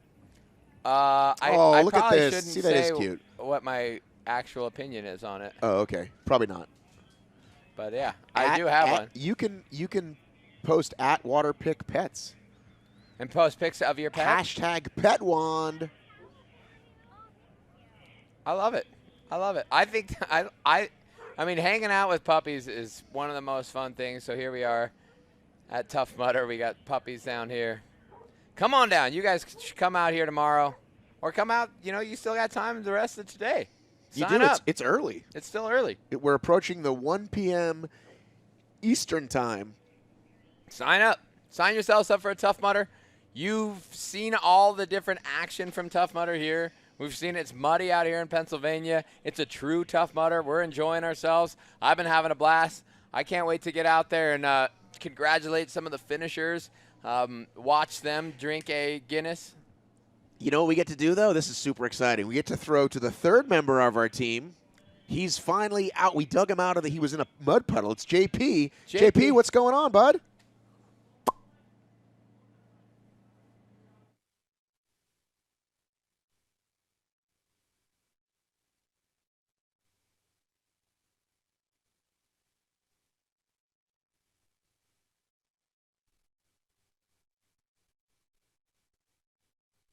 I know what JP was trying to do because he told me something. He's just drinking beers. No, but he told me his secret plan.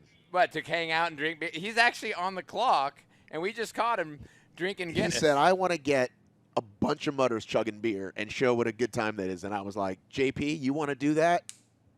Boom, production magic, it's happening. That is genius. I hope that's like a Tough Mudder Tom Sawyer right there. That's like getting somebody else to paint your fence, being like, I bet that I could get somebody to pay me to hang out and drink beer. I thought you were making it like a Johnny Appleseed reference. No. Like I'm just figuring out a way to make my job that much more awesome. That's what Tom Sawyer did? Well, pretty much. I mean, he was supposed to paint the fence, and then he got everyone to give him apples, and then they painted the fence. That's making his job awesome. Maybe it wasn't a very good reference. I don't think it was. You know who did learn to paint the fence, though? Do you know what move that is? Yeah. What is it? Paint the fence. Right. From what? Karate Kid. That's right. The original Karate Kid. Yeah. Not this crap one that came out recently. No one can come up with good movie ideas anymore. They really don't. What great life lessons, though, right? Sand the floor. Well, here we go. Back now. Dog stop looking lenses. Oh, look at that guy. We're getting somebody in there for the Ruff Mudder. There's JP. I just saw him walk by, still drinking beers. So, yeah, hanging out. Ruff Mudder.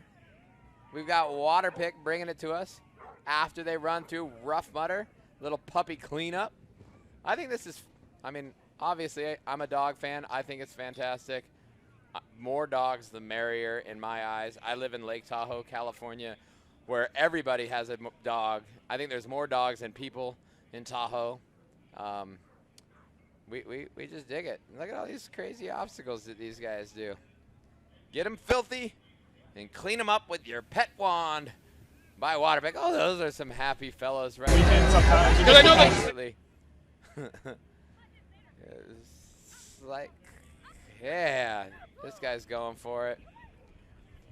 I think that this is a giant trick on the human beings, actually, the pet owners. Like, the dogs are laughing their butts off at the dog owners that are going through the obstacles and in the mud. It's chaos. It is chaos. Here, Ruff Mudder. Ruff Mudder madness. I'm totally getting a Ruff Mudder t-shirt. I'm going to cut the sleeves off it. It's going to be awesome.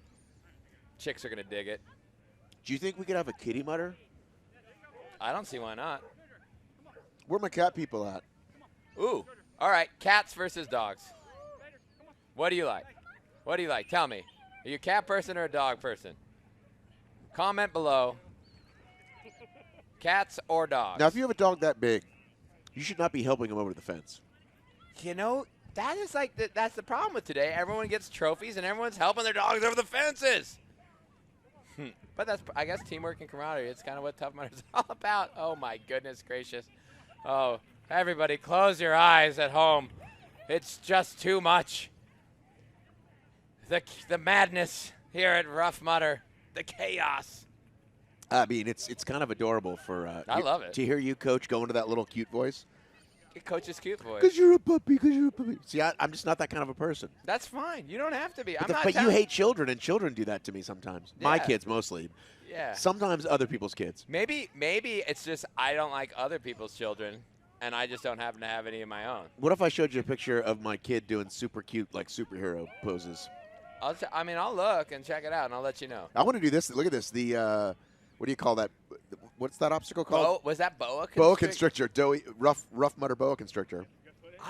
Talking about bringing obstacles back, I haven't seen boa constrictor in a while. Well, do you remember when it was like with like half water in it? Right, but isn't that kind of what's either Shawshanked or Turducken has become? Isn't it partly? Kind of, but they don't have mini Berlin walls.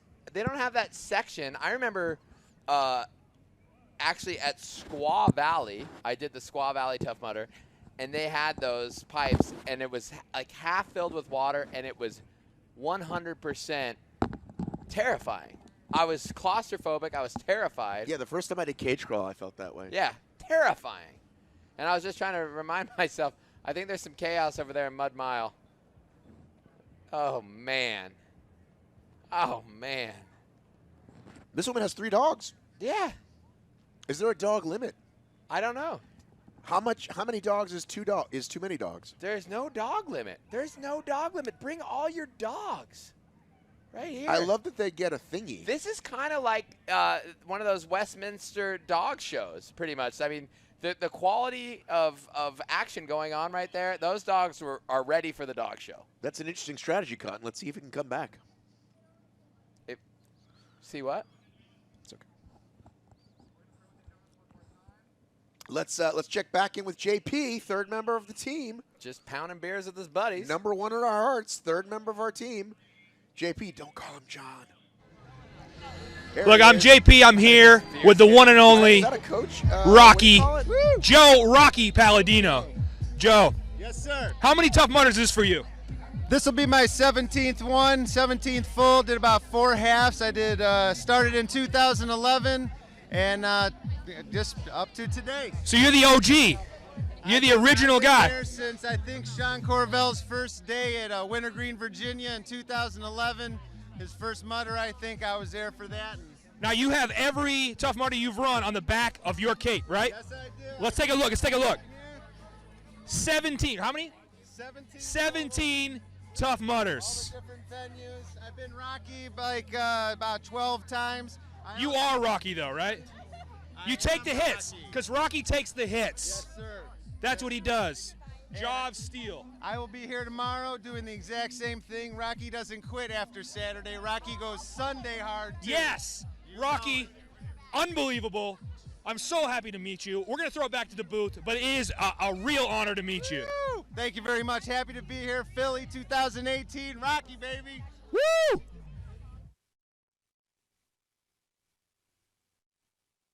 You. No, Sure. Welcome back here, ladies and gentlemen. I love that human being. Coatesville, Pennsylvania. I love him. Because? Because he's an amazing human being. Well, so he brings out the flavor. He is the Mudder golfer. Okay. Have you seen him? Wait a minute. He's that guy? Yeah. He also carries around the giant Sasquatch. He's also Gerardo. Now I remember. That dude he's like a genius. He comes up with these amazing characters and comes out to events. He brings his old VHS camera, and he's like, I can't remember what he calls her, but he's like supposed to be Gerardo Rivero or whatever his name was. It's freaking amazing. He brings such a big, giant smile to my face every time I see him out there on the course. He's just hanging out by himself. I helped carry Lucy, I believe is his Sasquatch's name.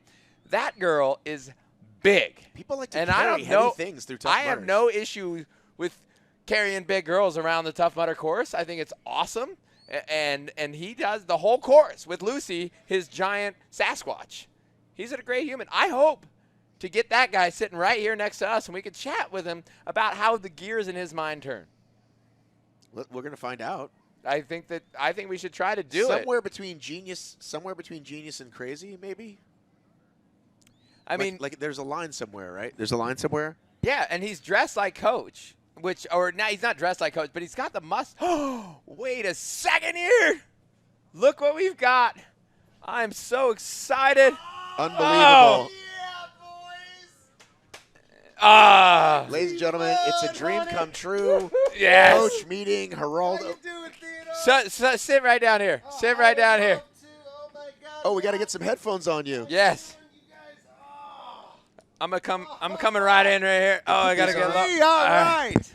Now, do you want to tell everybody who you are? Well, my name is Rocky Balboa. I'm from Philadelphia, Pennsylvania. This is my 17th Tough Mudder. I've been doing this in 2011. I absolutely love Tough Mudder. I love this man.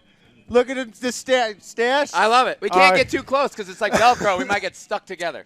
It's always a good day when I'm mistaken for this fine man right here. Now, where is Adrian? She's over by Funky Monkey right now. I left her over there just cheering people on, you know. I'll go back over there and get her later. Yeah. We'll have some beers. So I've seen you at a bunch of Tough Mudders, and you, like I said to these guys, you always bring a giant smile to my face. I mean, you're such a great part of the community. You're always like so freaking positive. I just love Tough Mudder. Let's talk about some of your alter egos. Well, we do have Mr. Beauregard Rippey in the house today. He was here this morning. As you know, he has a 85-pound Bigfoot named Rosie. Rosie, not Lucy. Rosie's in the house. Rosie's over there under the table at the repeat offender tent. She didn't get a chance to go out today. But I had Mr. Ewok with me on my shoulders. I didn't get to see you. I was looking for you. Just looking for Bigfoots, you know, talking to Mudders. You know, now that Jack Link's involved, I thought for sure I was gonna get me one, but tomorrow I will debut the Seymour Mudd Show. I sent you an email actually about a month ago. He did respond to me. Thank you very much. So Seymour Mudd? Seymour Mudd, as you know, Ronaldo Gravera's brother, Ronaldo Gravera, was on the course last year. But dude, we got to talk about Rocky, okay? Because you are Rocky head to toe. You're wearing the shoes, ladies and gentlemen. Can you pull your feet up? So I got the boots. So these are boxing. What do you call them? Boxing cleats or whatever they are. Well, they're slicks. They're not going to be easy to get up Everest with. Is what I'm trying to say. These are not a cleat. Well, that's what's great about Tough Mudder. You can't get up Everest. You've got a Rocky world champion. We got the actual with the TM. See here? That is you custom. made this belt. Come on, baby. You know how I roll. Check this out. Now, see, these are all the Tough Mudders I've been to. Get out of here. Those? Get out of here. Hang all on. the venues that I've been to, including today, Coatesville, PA. Well, you got to talk about, because you are Philadelphia, Rocky, let's talk about being here just an hour outside of Philly. I tell you, I've never done a Philadelphia Mudder before. It's my first one. I had to be Rocky. You know it. Right. And the reception I'm getting here from Philly is unbelievable. These Mudders out here are conquering fears.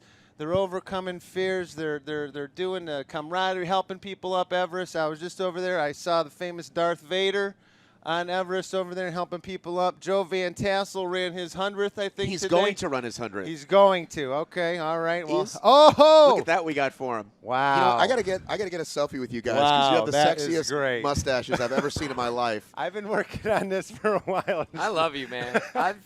You are one of a kind. Look this way, gentlemen. Come on.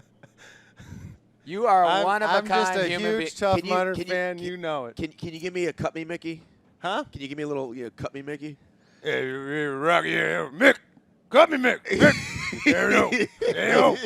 I'm telling you, the people out there, I'm so glad I ran into you guys. You know you make my day. Tomorrow, Seymour Mudd, debut, special Geraldo Rivera. Well, he's what's his Ronaldo Rivera was last year. He retired. Now it's the Seymour Mud Show. You will see it tomorrow. I can't wait. All right. I will interview you guys. I'm just so excited right now to be sitting with royalty. Oh, I mean, this is the best. I'll tell you right now, I'm excited to be sitting with the mind, your mind, and how you come up with these different characters, and then bring it to Tough Mudder and like lighten everybody's day out on the course. I had a blast. You got to meet Mr. Ewok and Rosie. We got a long season. I'm at 7 venues, both days. You know what you can cool off with after a race? An ice cold Guinness Blonde. And also a little Celsius. Let's have a quick look.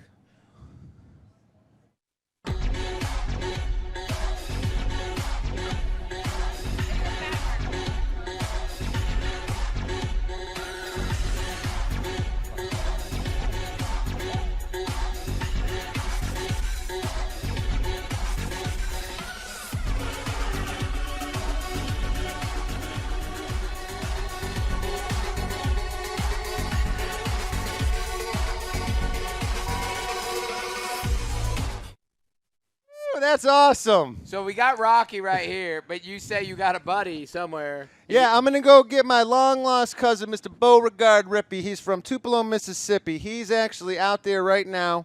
I'm going to go find him. He actually spotted a Bigfoot down over by Everest. So okay. Why don't you let me do that, and I'll be back a little bit later if that's all right. We'd love to have you back. All right, great, cool. Dude. Awesome. Rocky, awesome. Rocky, you're an inspiration. Appreciate it. And I'll be back. All right, see you later, dude. You never know who's going to stop by the booth. No, never know. I mean, Rocky Balboa from Pennsylvania. Monday Night Football, John Lennon stopped by one time. This is kind of like that. I'm so excited. And then we're back at Ruff Mudder.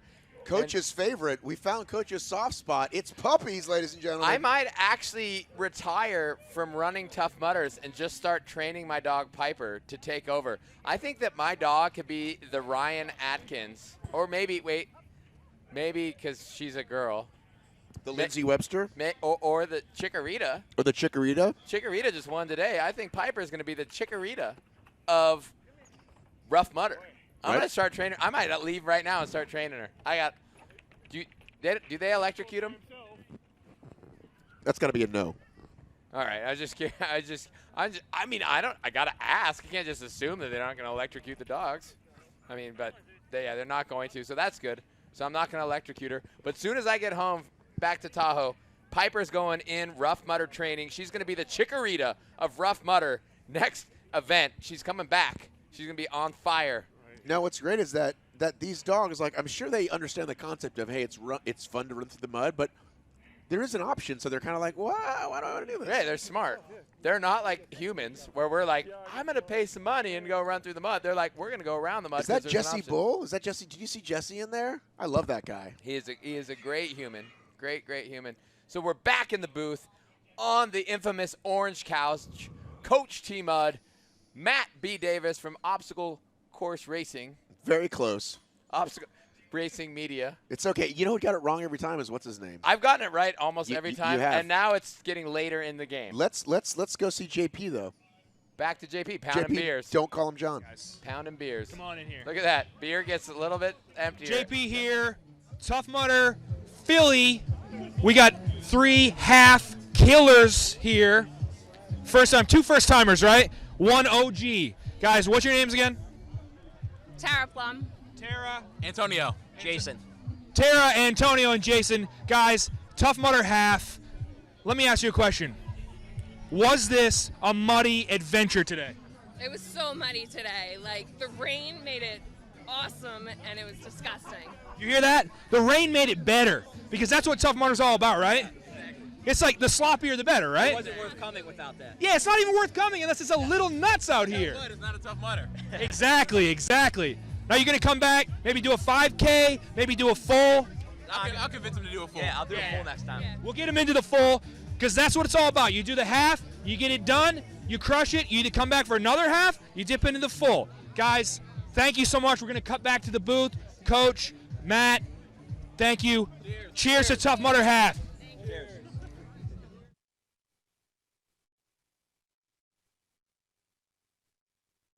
Mudders. How did he get his job? I know we're drinking Celsius. I'm here drinking Celsius and with coffee. you, and he's drinking beers with But Mudders. you're going to drink beer tonight, though, I bet, at that special secret location party. I don't drink. Me either. Oh. But you guys can enjoy a Guinness Blonde or whoever our sponsor. So he's hanging out with Mudders. He's finding out how awesome today was. Happy Mudders, fired up at the finish line, having their finisher Guinness Blonde, covered in mud. What a great day. Ruff Mudder. Ruff Mudder's going on. First time ever. From concept, or from more of a joke, to a concept, and then to real life. You can bring your dogs down here to Pennsylvania. Some and hang say out. that Jesse Bull, do you know Jesse Bull works for Tough Mudder? When his hair gets wet, he resembles much like a shaggy dog. Huh. Have you heard of that? I didn't. Oh, look at that. You see that? Happy ending, coming in as a team, starting as a team, finishing as a team. That is what Tough Mudder is all about. I think they're new, though, because they're wearing, like, the heavy clothing. You don't want to wear the heavy clothing, folks. You want to No, you want a pair of shorts like mine. Little ones, small. You want to go compression, no cotton whatsoever. No. Zero cotton. Polyester. Number 1 100% tip. polyester. Here we go. 1, 2, 3, go. They're not listening to you, Matt. Oh, there they go. It was just a sound delay. They heard me. They are cold. Yeah, the coach shorts, 100% polyester. It was a material that got forgotten about sometime in the 70s or 80s, and I'm actually bringing it back because of its amazing athletic ability. It just polyester. Yeah, oh yeah, it's wonderful, wonderful, wonderful, wonderful. I think that everybody needs a pair, and in fact, someday soon we'll be able to bring them out to you. So I want to know, here's teams, starting as teams, finishing as teams. You guys at home, let us know, how big of a team have you run with? What's the biggest team that you started with and finished with? Have you done it with 3 people? The biggest team I did it with, I've done it with 16 people. We started with 16, Look what a ended good with time 16. that guy's having. And it's amazing when you run with such a big team like that, everybody's got strengths and weaknesses. And throughout the day, you kind of come together, and when someone's down, you lift them up or whatever. Some person might be strong. Some person might just be like smiley and happy, which is also a great thing out on course. So everyone kind of draws off one another and makes sure the whole team gets through. What's the biggest team you've ever run with? I was going to say 8 to 10. I think is the biggest ever. But you know what it was like what JVT was talking about. When you get to an obstacle that you've never been to, something like, what's the one we just saw? Happy ending. Happy ending. You're going to probably need strangers. Even if it's a team of 8 of you, right? Or Blockness. Blockness. When you get in, oh, look, how are we going to do this? Let's figure out how to do the timing. Well, this is awesome because you can see now, for you at home that have never done Blockness Monster, communication is a big part. So first they got to get it going, and then they got to communicate to figure out who's going to go next, because obviously they all can't go the next time up and over. So they're communicating, they push it, and then they kind of figure out who's going to be the next person over. So this obstacle is brought to you by one of our sponsors, Kill Cliff. Kill the Quit. They make a delicious post-workout drink, low in calories, lightly sweet, a little bit carbonated.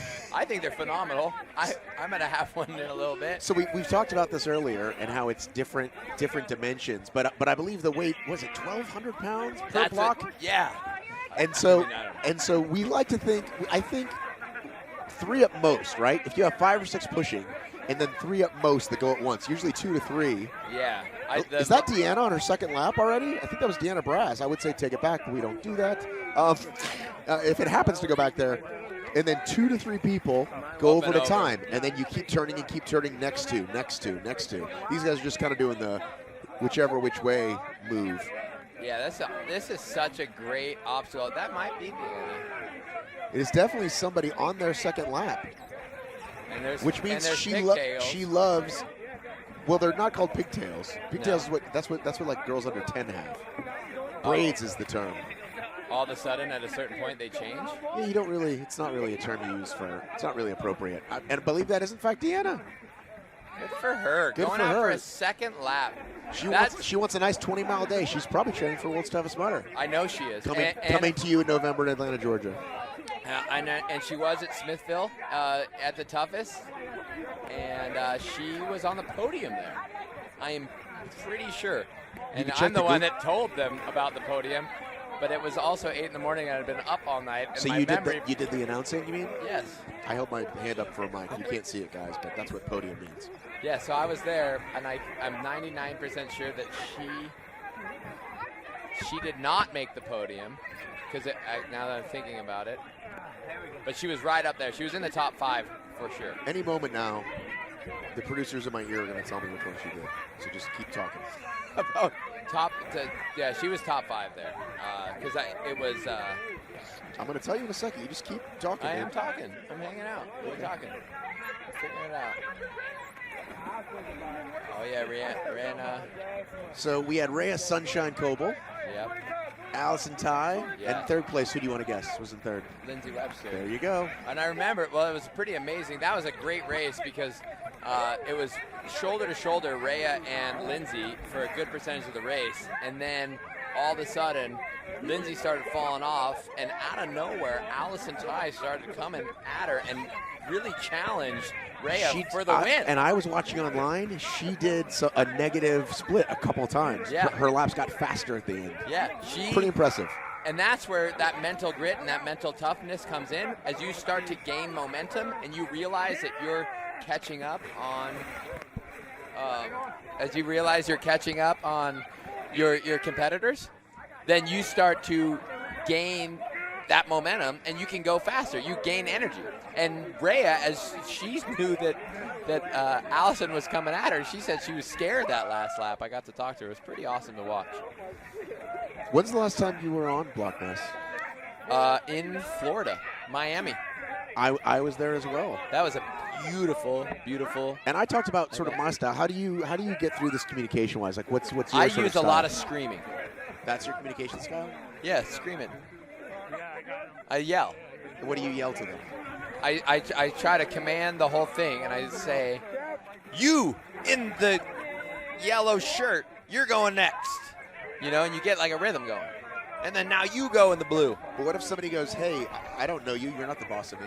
Well, most of the time that happens, and then that's fine. And then it just kind of works itself out. But I do a lot of yelling. Right now, so here they go. There's 4 at a time, which is usually far too many. They must have not weighed too terribly much, because usually 2 to 3 at a time. Or they got some strong people pushing.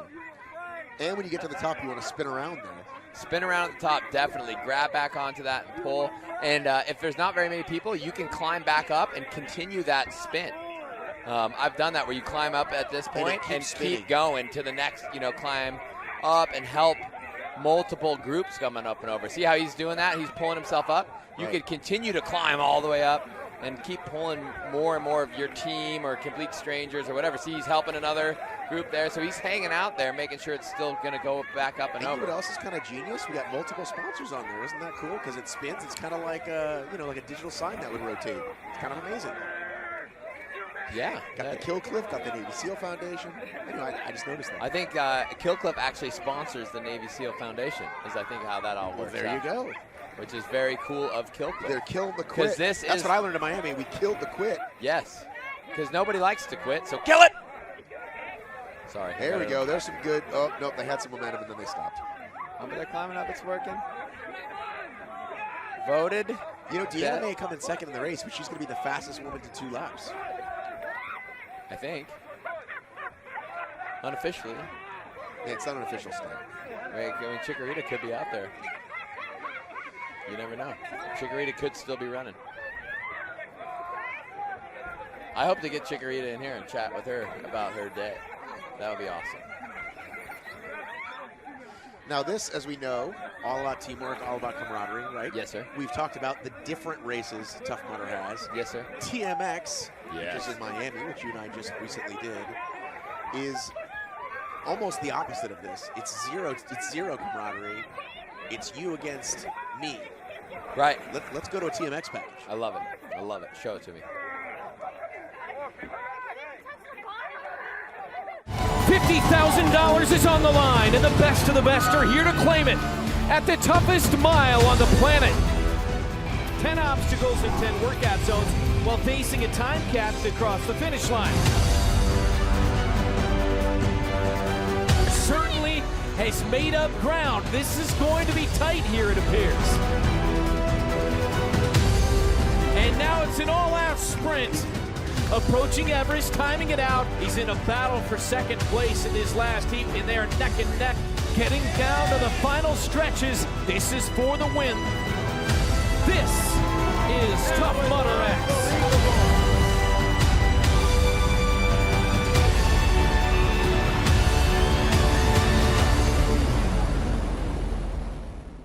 Tough Mudder X. I love it. Dude. It's a brand new sport. I mean, it is a sport in itself because they're combining, you know, obstacle course racing. They're combining functional fitness. There's the 10 workout zones, the 10 different obstacles in a sprint style, going shoulder to shoulder. And then with our regional qualifiers this year, give you an opportunity to go out there and compete with some of the best athletes in the world. Hunter McIntyre, Corinna Coffin. I lifted just the sandbag, not the sandbag, the Atlas ball. Yeah. I lifted that 5 times and I was exhausted. And they do it 15 times, and that's just one of the 10 obstacles. Or 10 workouts. Workout stations. Look So, at that adorable. Look at that adorable. I think we monster. got our man JP back down with our people, hanging out drinking beers. What's up, JP? Guys, I'm JP here. Tough Mudder Philly, Tough Mudder half team, RSN Stars and Stripes, supporting service.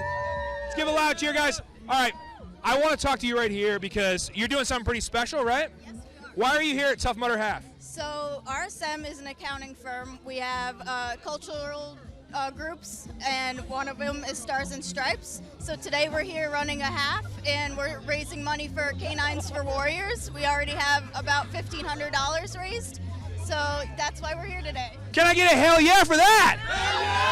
Nice! Why'd you guys choose the half today? Why'd you guys choose the half? That's what I want to know.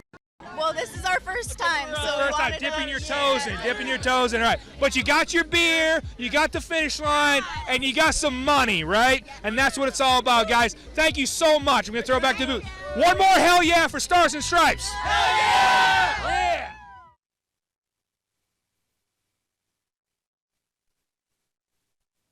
Historically, the most boring people on the planet could come out here and have a good time. What are you waiting for? Yeah, and they're raising money. Well, it's cool that they've got their company together, so that they're doing it together like a team building for a company. They decided a foundation that they could raise money for, and they're coming out there and they got giant smiles on their faces. I love it. And they're hanging out with JP drinking beers. Which I don't know how he got this job that's so sweet. People think you got a job with the hip circles and the beer. I got a and, sweet and job. the shorts. I got a great job. But he gets the beer swigging and the talking. I got a great job. People keep telling me that they want my job. You do? Yeah. And then some guys want to have, like, I thought he was like that guy. Remember that guy in Atlanta a couple years ago that did, in fact, dress up? Yeah. Remember that guy? Yeah. I don't know. There's a handful of them. But he's one. He drove all the way from Florida, I think. That was when we first met, way back in There's a handful 2016, 2015. I think the more coaches, the better. Bring it out. You know what? There's a gal. Maybe at World's Toughest we should do that. That should be like a coach off, like a who's got the best, like looks like you. Best coach look-alike? Best coach look-alike, but also can do the moves. Ooh. Because remember, like they used to do that with like Bruce Springsteen. You don't remember. You're not old enough. So back in 1984, Bruce Springsteen had this huge album called Born in the USA. It was very popular. Mm-hmm. And they would do like a Michael Jackson, that you can relate to. Yeah, I love him. So we should have a coach off. A coach off. Coach throwdown. World's Toughest in Atlanta. I will put it together. I'm in. More coaches. You know, somebody from Pennsylvania sent me a coach doll. Aww. Yeah, send it to me. She knitted it. A knitted coach doll. And I have that, and I bring it with me to different places. Here we go. TMX, which we just chalked about. Doswell, Virginia. Free spectator. That means if you live near there, you can come over and check it out, right? Athlete Q&A. Oh, we're going to do like a whole thing with it. We're going to do an athlete Q&A. You can test the course. Food trucks. I hope they have a good taco truck. Oh, I'm coming. I was on the fence. Now I'm 100% in. Well, and then they've got Josh Bridges is going to be there from CrossFit game, multi-time CrossFit Games athlete, total badass. He's going to be there. Jacob Hepner has been challenging Hunter, and he's been cutting down time every Yeah, time. badass right? CrossFit athlete. Brooke Entz, another CrossFit athlete. What they're trying to do is they're bringing in all these different people from different genres, blurring the lines of the genres. And different disciplines, if you will. Okay, different disciplines, and they're coming out. It's going to be extremely exciting. 100% world-class athletes coming out here to do Tough Mudder X this year. I mean, the lineup is spectacular. Can anybody knock Hunter McIntyre off of his pedestal? Can anyone touch Corinna Coffin? You want to know my prediction? The men will catch Hunter next year. Those CrossFitters, they're going to show up, but they're going to, even though the obstacle isn't that difficult, like say something like Funky Monkey, right? It's not impossible, but when it's brand new to you and you're going full speed, Hunter's not going to miss a millionth of a second, and these guys are going to probably pause a little bit. So my prediction is no one beats Hunter this year. Maybe starting next year, they can send someone. Start challenging him. Right, really challenging him. And the women, probably same thing. I don't know. That women's heat in that women's final in Miami was absolutely incredible. And we didn't, and they're bringing more girls to the table. I think women is probably the correct term. I don't know where you're. What did I say? Girls. I apologize. The women's heat in Miami was absolutely incredible. Absolutely incredible. And I mean, the leads went back and forth with Orla Walsh. Was up in there. The newcomer, Sarah Harrison. Had the podium in sights. Yeah, and then she failed on Funky Monkey and ended up in 4th place. Cassidy Watton, who is no newcomer to obstacle racing and just a total beast. And then Corinna Coffin, our 2017 champion and part of our Tough Mudder pro team. So, and here's what else is super interesting about that, because it's when those obstacles are, right? So if you swap the obstacles. If you swap the obstacles and or the stations, you might have a different finish because people gain or lose time at things they're better or worse at. So Sarah, when they got to that ball, Sarah was like, oh, that's all me. Right. I'm short, I'm strong, boom, boom, right? Yep. And so she almost caught up. No, it's going to be, and it went back and forth, and that was what was so exciting, where Hunter put a pretty big gap because there was that long run distance in that after the first couple obstacles, and he was able to run away from it. I can't wait for Tough Mudder, Virginia. If you guys are in Virginia. Or anywhere near Virginia. June 8th. Come out, hang out. We want you guys to come out. It's free to come and spectate. There's going to be a bunch of swag out there. And just a really, really good time. It's a chance to hang out, do meet and greets with some of these amazing athletes. You've seen them at the CrossFit Games. You've seen them at World's Toughest Mudder. You've seen them at different Tough Mudder events. And come hang out with them. I'm going to be there. Matt's going to be there. E-Rock is going to be there. It's going to be an absolute party of fitness. It's brought to you by our friends at Kill Cliff, and they tell you to kill the quit. I'm excited. Me too. Let's take a look at what happened. There's some earlier TMX action we got it rolling. Let's roll it.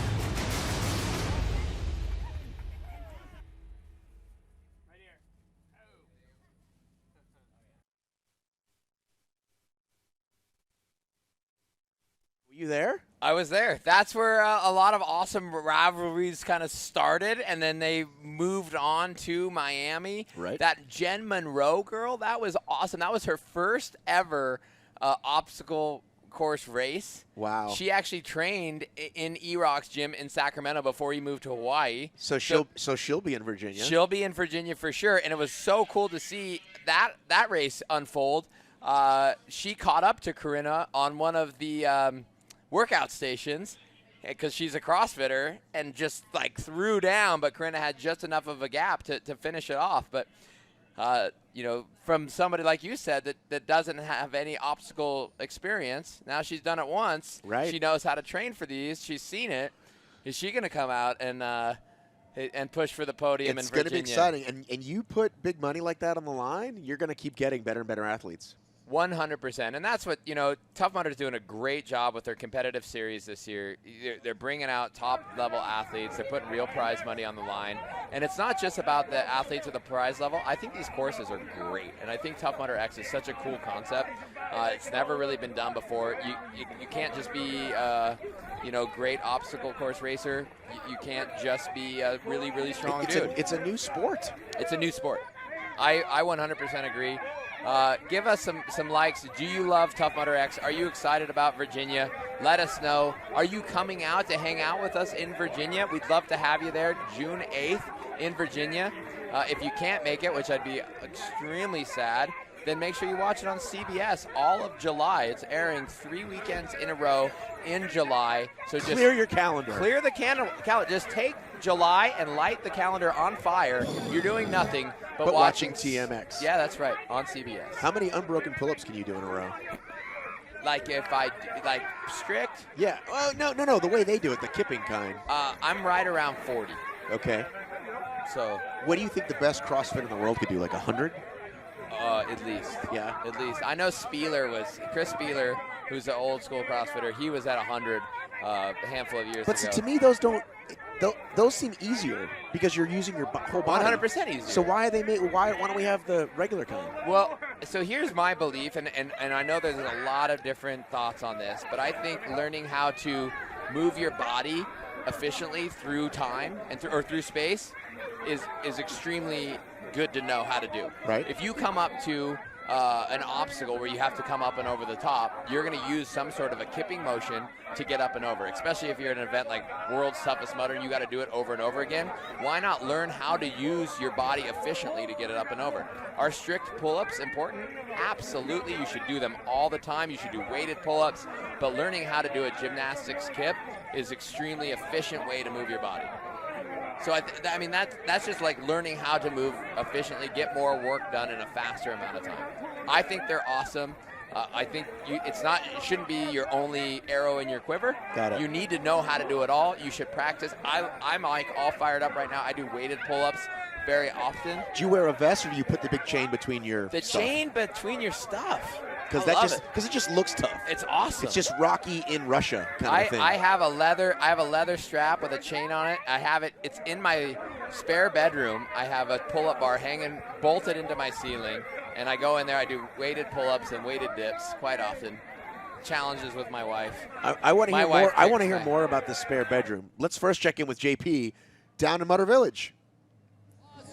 What an awesome day. Good answer, Ben. Heck of a day. Guys, back again here. I'm JP. I'm here with the Doylestown Health team, guys. Yes. Tough Mudder half? Yes. Tough Mudder half. Look, Steve, you just told me you're 68 years old and you went up and over that wall. Yeah. Tell me, what was the best part of your day today? The teamwork. I think everybody helping each other. I wouldn't have made some of the obstacles if we didn't have people helping. The teamwork, even with strangers, it was wonderful. Exactly, and that's why Tough Mudder exists, for teamwork and a little bit of fun, right? You guys had fun? Absolutely. And you couldn't ask for a better day for a Tough Mudder, right? There was a ton of mudder out there. There was a ton of mudder. You heard it here first. Steve, thank you guys so much. Doylestown Health. I'm JP. Let's go back to the booth. Thanks, guys. I really appreciate it.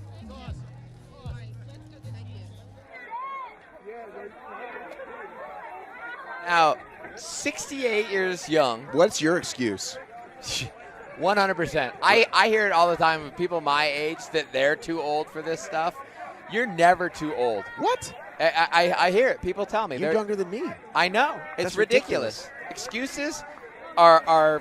Were you looking at your shirt to see what it said? It says no excuses on my shirt. It says hashtag no excuses. Hashtag no excuses. And you shouldn't have any. Get out here. They did a Tough Mudder half. They had complete strangers helping them out. They couldn't have done it without the strangers, and we're not asking you to do it alone. We're here to help. We're Mudder Nation, the strongest nation in the world. That sounds like the beginning of a song. I'm working on it. Right? I'm writing it. We're Mudder Nation. No, the strongest nation in Yeah, the world. No? Let's stop that. Okay. Was that not good? No. Okay. That's not good. Let's I love seeing all ages, all sizes, all people coming out here to Tough Mudder. It is a family. It's the most accepting group of people that I've ever hung out with. That's it's true. It's so funny to see these teams get together, and you're like, how'd you guys meet? Oh, we met on course. What do you do for a living? I'm a banker. Oh, I'm a roofer. I'm a plumber. You know, like, it's just like all over the board, and these people that would never, ever, be, not saying they wouldn't meet each other in real life, but it's a spot where just like such diverse people can become true friends, and like Joe was saying, friends for life. I think these guys are warming each other up. Friends for life, creating bonds that'll last a lifetime. And then you buy yourself a Tough Mudder season pass, and you start traveling around the country, and then you start meeting the Tough Mudder community, and you end up at the party that I'm going to tonight. Well, you know what else is a good thing that we haven't talked about is volunteering. Because volunteering, let's say you haven't done one, maybe you're a little scared, right? So you just go, I just want to be around it. You show up, you volunteer for a day, you feel the love, you feel the camaraderie, a lot of high fives and hugs. Now Right. you got yourself a registration for next to nothing. Yes. I think So save some dough. Come out and volunteer. And it's fun. It's fun. Lots And of high fives, lots of hugs. It's contagious. Mudder Nation is contagious. You just got to get out here and do it. I heard, so someone was talking to me about motivation the other day, and they asked about how you're motivated. And that's always a tough question. How do you get motivated? I was reading a book, and they were saying action creates motivation.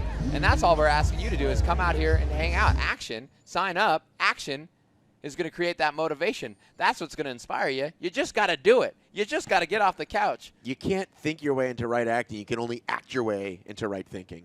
I love it. I didn't write that, but that's the truth. I didn't write my thing either. That's awesome. Yeah. We're not here changing the world or making up cool things. We're just telling you what other people have told us. That we think can help you have a great Tough Mudder experience.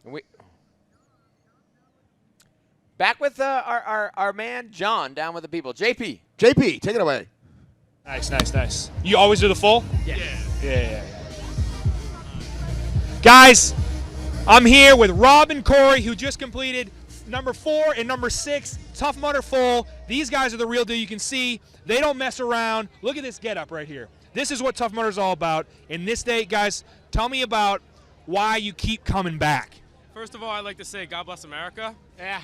But gotta say, I mean, it's always a fun atmosphere. The camaraderie with everybody, everyone picking up everyone. Teamwork. You see anybody fall, you go up, you ask if they're all right. They're gonna keep trucking along. We're in it for the long haul. We're not here for a short time. We're here for a good time. They're in it for the long haul, folks. Just like me, just like you, just like Tough Mudder. That's America. That's Tough Mudder. That's Mudder Nation. Take a sip, guys. Cheers to you, and thanks for coming out. Let's go back to the booth. Thanks for having us.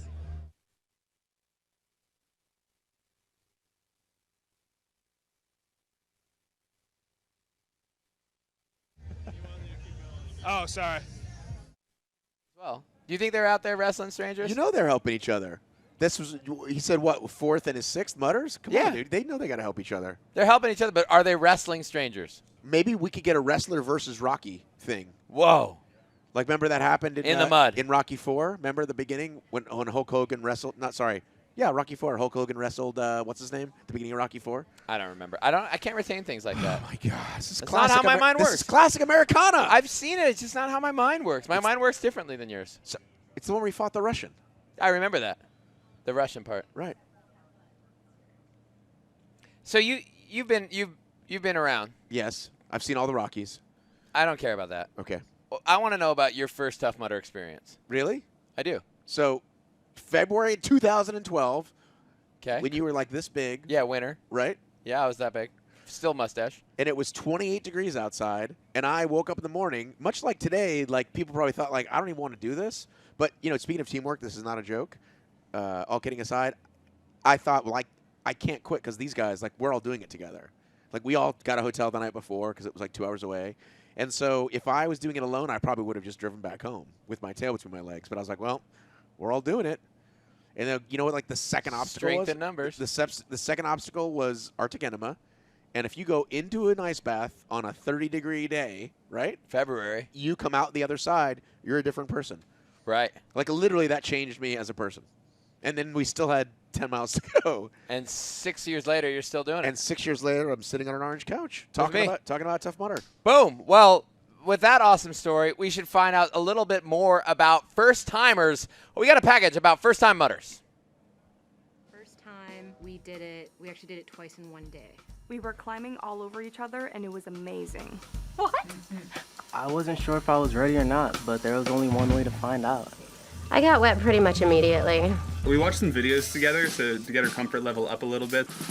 Oh, God. I was exhausted by the end. Oh, yeah, I definitely wanted to do it again.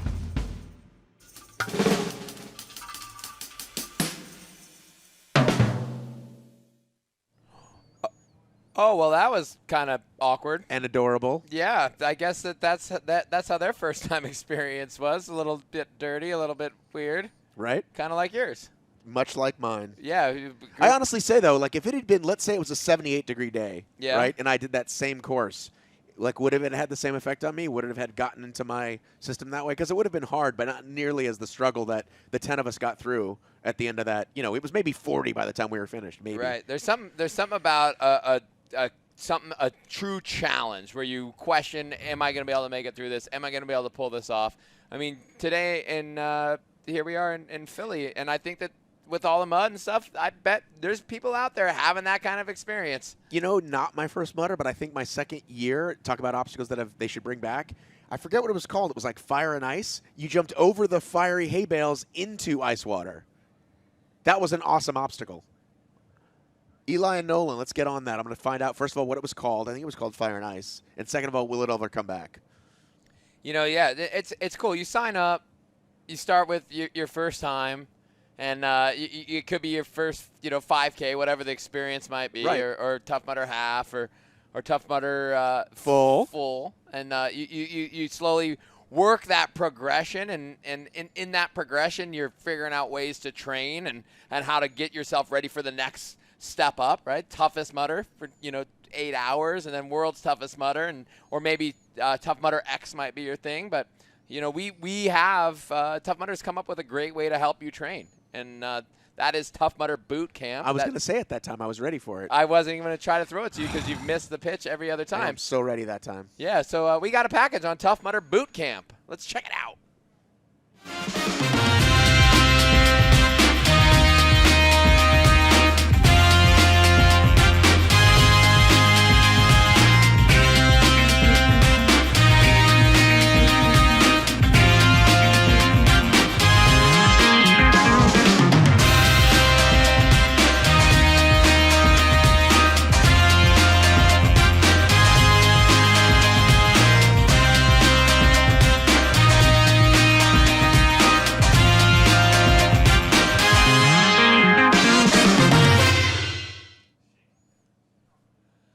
I love it. So coming up with, it's high-intensity training. It's, around working with your team, working with your friends, getting your friends together, getting ready for Tough Mudder. It's really awesome, and they're opening up all over the place. And it's literally like this exercise is going to translate to this later on the course. 100%. Right? 100%.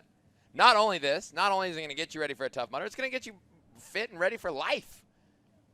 That's what people say. Sometimes when I'm out on a run, people will say that. They're like, what are you training for? And I'm like, life. I'm training for life. I mean, Tough Mudder Boot Camp. Get fit, train for life, train for Tough Mudder. Whatever Tough Mudder it is that you're signing up for. Get your friends together. E-Rock right now is in Burlington, Massachusetts at a soft opening. And he's trying to make it a hard opening by doing all sorts of flutter kicks and whatnot. Oh, I hate those. Me too. They gave us those in football practice when we were young. You know what? I travel quite a bit, and I end up in hotel rooms and whatnot, and that is one that flutter little hotel room workouts. I do a lot of squats, flutter kicks, push-ups, burpees, hotel room burpees. I always wonder what my neighbors are thinking, because if you do like 30 burpees for time in your hotel room, by like burpee number 20, you're starting to get a little bit vocal. And things are probably shaking around in your room. So if you can imagine, like, you're starting to make some interesting noises. So I'm just always curious. And it kind of I think it's fun. You're kind of a weirdo. But when you show up to Tough Mudder Boot Camp, which brand new, right? Yeah. World, what do you say? World premiere? Sure. Grand opening. Say whatever you want, man. Burlington, You've been doing Mass. it all the time. E-Rock will be there. Will you be there? In Burlington, Mass? Yeah. I'm not. I'm here with you. I know, but I'm talking about the grand opening next week. Oh, the grand opening. Next week? Yes. No, I won't be there. This is the soft opening. Well, E-Rock will be there. I will not be there because I'm going to be in Tahoe. Okay. Well, you should check out one of the boot camps, though, because they are starting to open up. I know there's going to be one opening up in Vegas soon. Is that one not open yet? I don't believe any of them are officially then you should get to the one in open yet. Burlington, Mass. If you go to there next weekend, you get 1 week of free classes right after the first opening. So the other ones that are coming, Vegas, yep, Houston, yep, Florida. So that's 4 that we've got. Long Island, New York. Whoa, 5. Strong Island. Now, here's the thing. I think I just realized what I've been doing wrong. You just said blah, blah, blah for time. I don't do a lot for time. I do exercises, and then I'm like, whew, I'm tired, let me stop. You're like, if you're like doing it for time, yeah, that makes it a lot harder, huh? Absolutely. I just do. You know what I mean? Like, hey, let's bang out some burpees. Okay. But I don't like set the clock and write anything down or anything. How fast can I do that? I'm just always curious.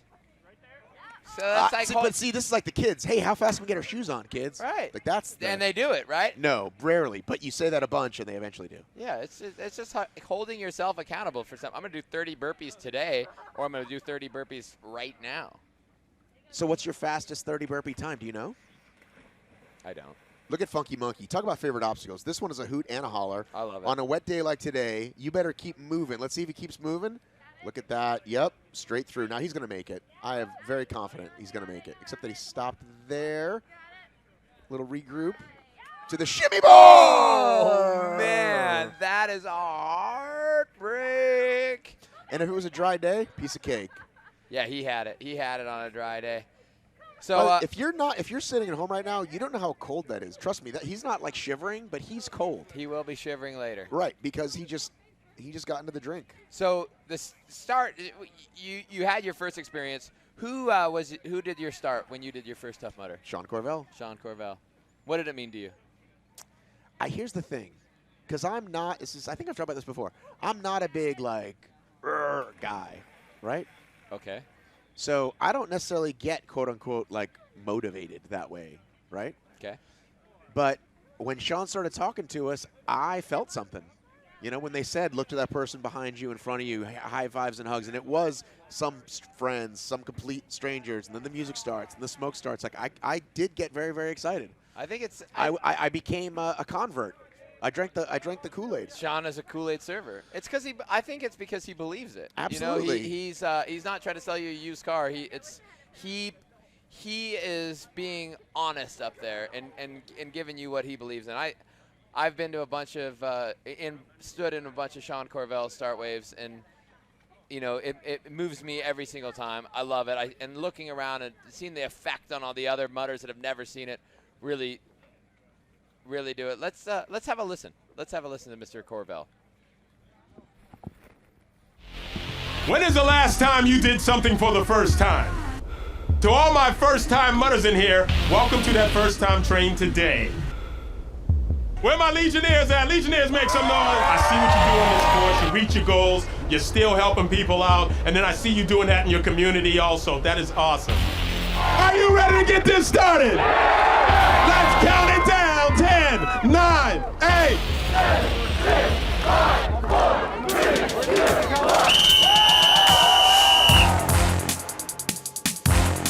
I knew what to expect, and then I got here, and it blew my mind. The excitement, the adrenaline, it's just an unbelievable event. It's like nothing else, you know. Try to train for it, but it's a challenge, man. It's a lifestyle.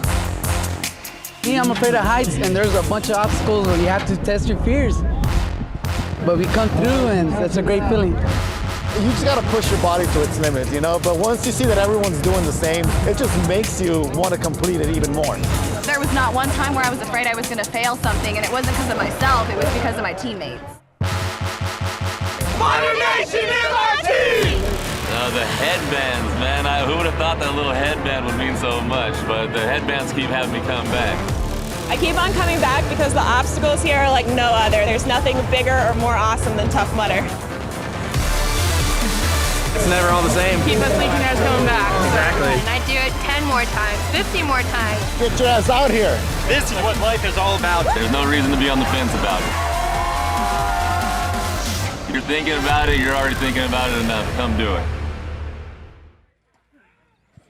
Are these guys racing each other? I think these guys are like 1, 2, 3, go. Who can make it the fastest? I love it. They said, I like that quote, there's nothing bigger or badder than obstacles at Tough Mudder. That's absolutely true. And this is one of them, the Funky Monkey, the Revolution. You see these 3 gentlemen coming here. They're about to clank ankles if they're not careful. Oh, one down. Well, so there's definitely, feet style. I'm not really a fan of that. There's definitely some tricks and some tips, and we actually shot, we've got some great tip videos coming out here, coming up on how to do Funky Monkey is one of them. And now this guy on his feet, his only way to go from here to there is to if he went inverted, which he can't do. So he's just trying to save his arms. He's getting a sweet bicep pump right now, though. Look at sure. those biceps are massive. Now, which looks good. Now they're all kind of like wet, and he's going to come out good for a selfie right now. Good, you mean a good what do you call it? Now, the trick that I learned is when you go from bar to that first wheel is the reverse grip. Yeah. So that you spin facing forwards. I've had a lot of people talk about that. I don't use that technique, but you're so strong that it doesn't matter, right? Because you've lifted weights for 20 years or whatever. For someone like me, that's that much. Right, help. Yes. But you know what could get you stronger? What's that? Tough Mudder Boot Camp? Oh, you finally. Oh my God, we've been talking for 4 hours. But I had it last time, and I you beat me to it. Well, that's because I just had no more faith in you, Matt. But then you gave me faith again. I did.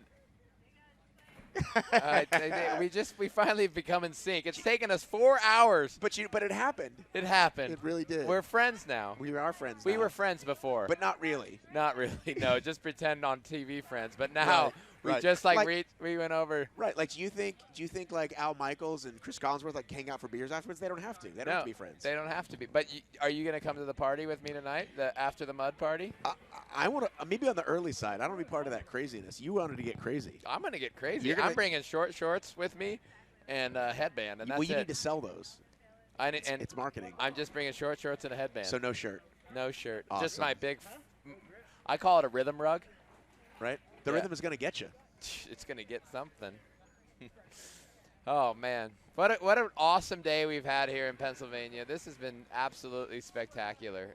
I've been loving this from start to finish, from the competitiveness now to just watching our friends out there enjoying the course. This is spectacular stuff. Now, this gentleman I think you guys at home watching this, I mean, get off the couch, please. We're about to wrap it up. Go out, grab yourselves a pair of brand new shoes, pair of new Merrill All-Out Crush 2s, and come sign up for the 5K. Join Mudder Nation. Join what we have grown to love. Join what this country is loving. The whole world is loving it. We're getting together. We're having so much fun out here. Rocky loves it. Rocky loves it. Become part of our thing, man. We are taking newcomers. Come on out here and hang out with us tomorrow. We'll be here. It's definitely not too late. It's never too late, and you're not too old. We saw it, 68 years old out here having people help him out. You're never too old. You're never too out of shape. Today is a great day to start. If you are slightly out of shape, though, you know what you can get you back in shape? The Tough Mudder Boot Camp. Tough Mudder Boot Camp grand opening next week. Boom, in grand Burlington, opening. Massachusetts. I love it. TMX in Virginia. Are you going to be there? I will be at TMX June 8th, Doswell, Virginia, and then on CBS all summer long. Yeah, all July. Mark your calendars. Well, not quite all summer, all July long. We have 20 more events, 20 more chances for you to join Tough Mudder. Go to toughmudder.com right now. Sign up for an event. We have training on toughmudder.com if you're curious of how to prepare yourself and maybe you're not near one of those new boot camps. Then there's a bunch of training stuff on toughmudder.com. So check that out. Sign up for an event. I mean, the opportunity is there. It's in your hands. Join the tribe. Come hang out with us. And you know the whole year? You know what the whole year leads up to? World's Toughest Mudder. World's Toughest November, new location, Atlanta, Georgia. You want to get crazy with 1,500 to 2,000 of your closest Mudder friends for 24 hours in a row? World's Toughest Mudder. And make sure, I mean, now is the time. You guys are on the computer. Price increases on the 31st of this month. So right now is your opportunity. Sign up. Go out there before the prices increase. Come hang out with us at an event. It's been an unbelievable day. I want to thank you, Coach, for spending this time with me and growing with me together. I want to thank JP, who's amazing. Yes. I want to thank who came with us, Rocky, JVT. Yes. Want to thank Celsius, our amazing, amazing sponsor, and we will see you next time. Peace out, Mudder Nation.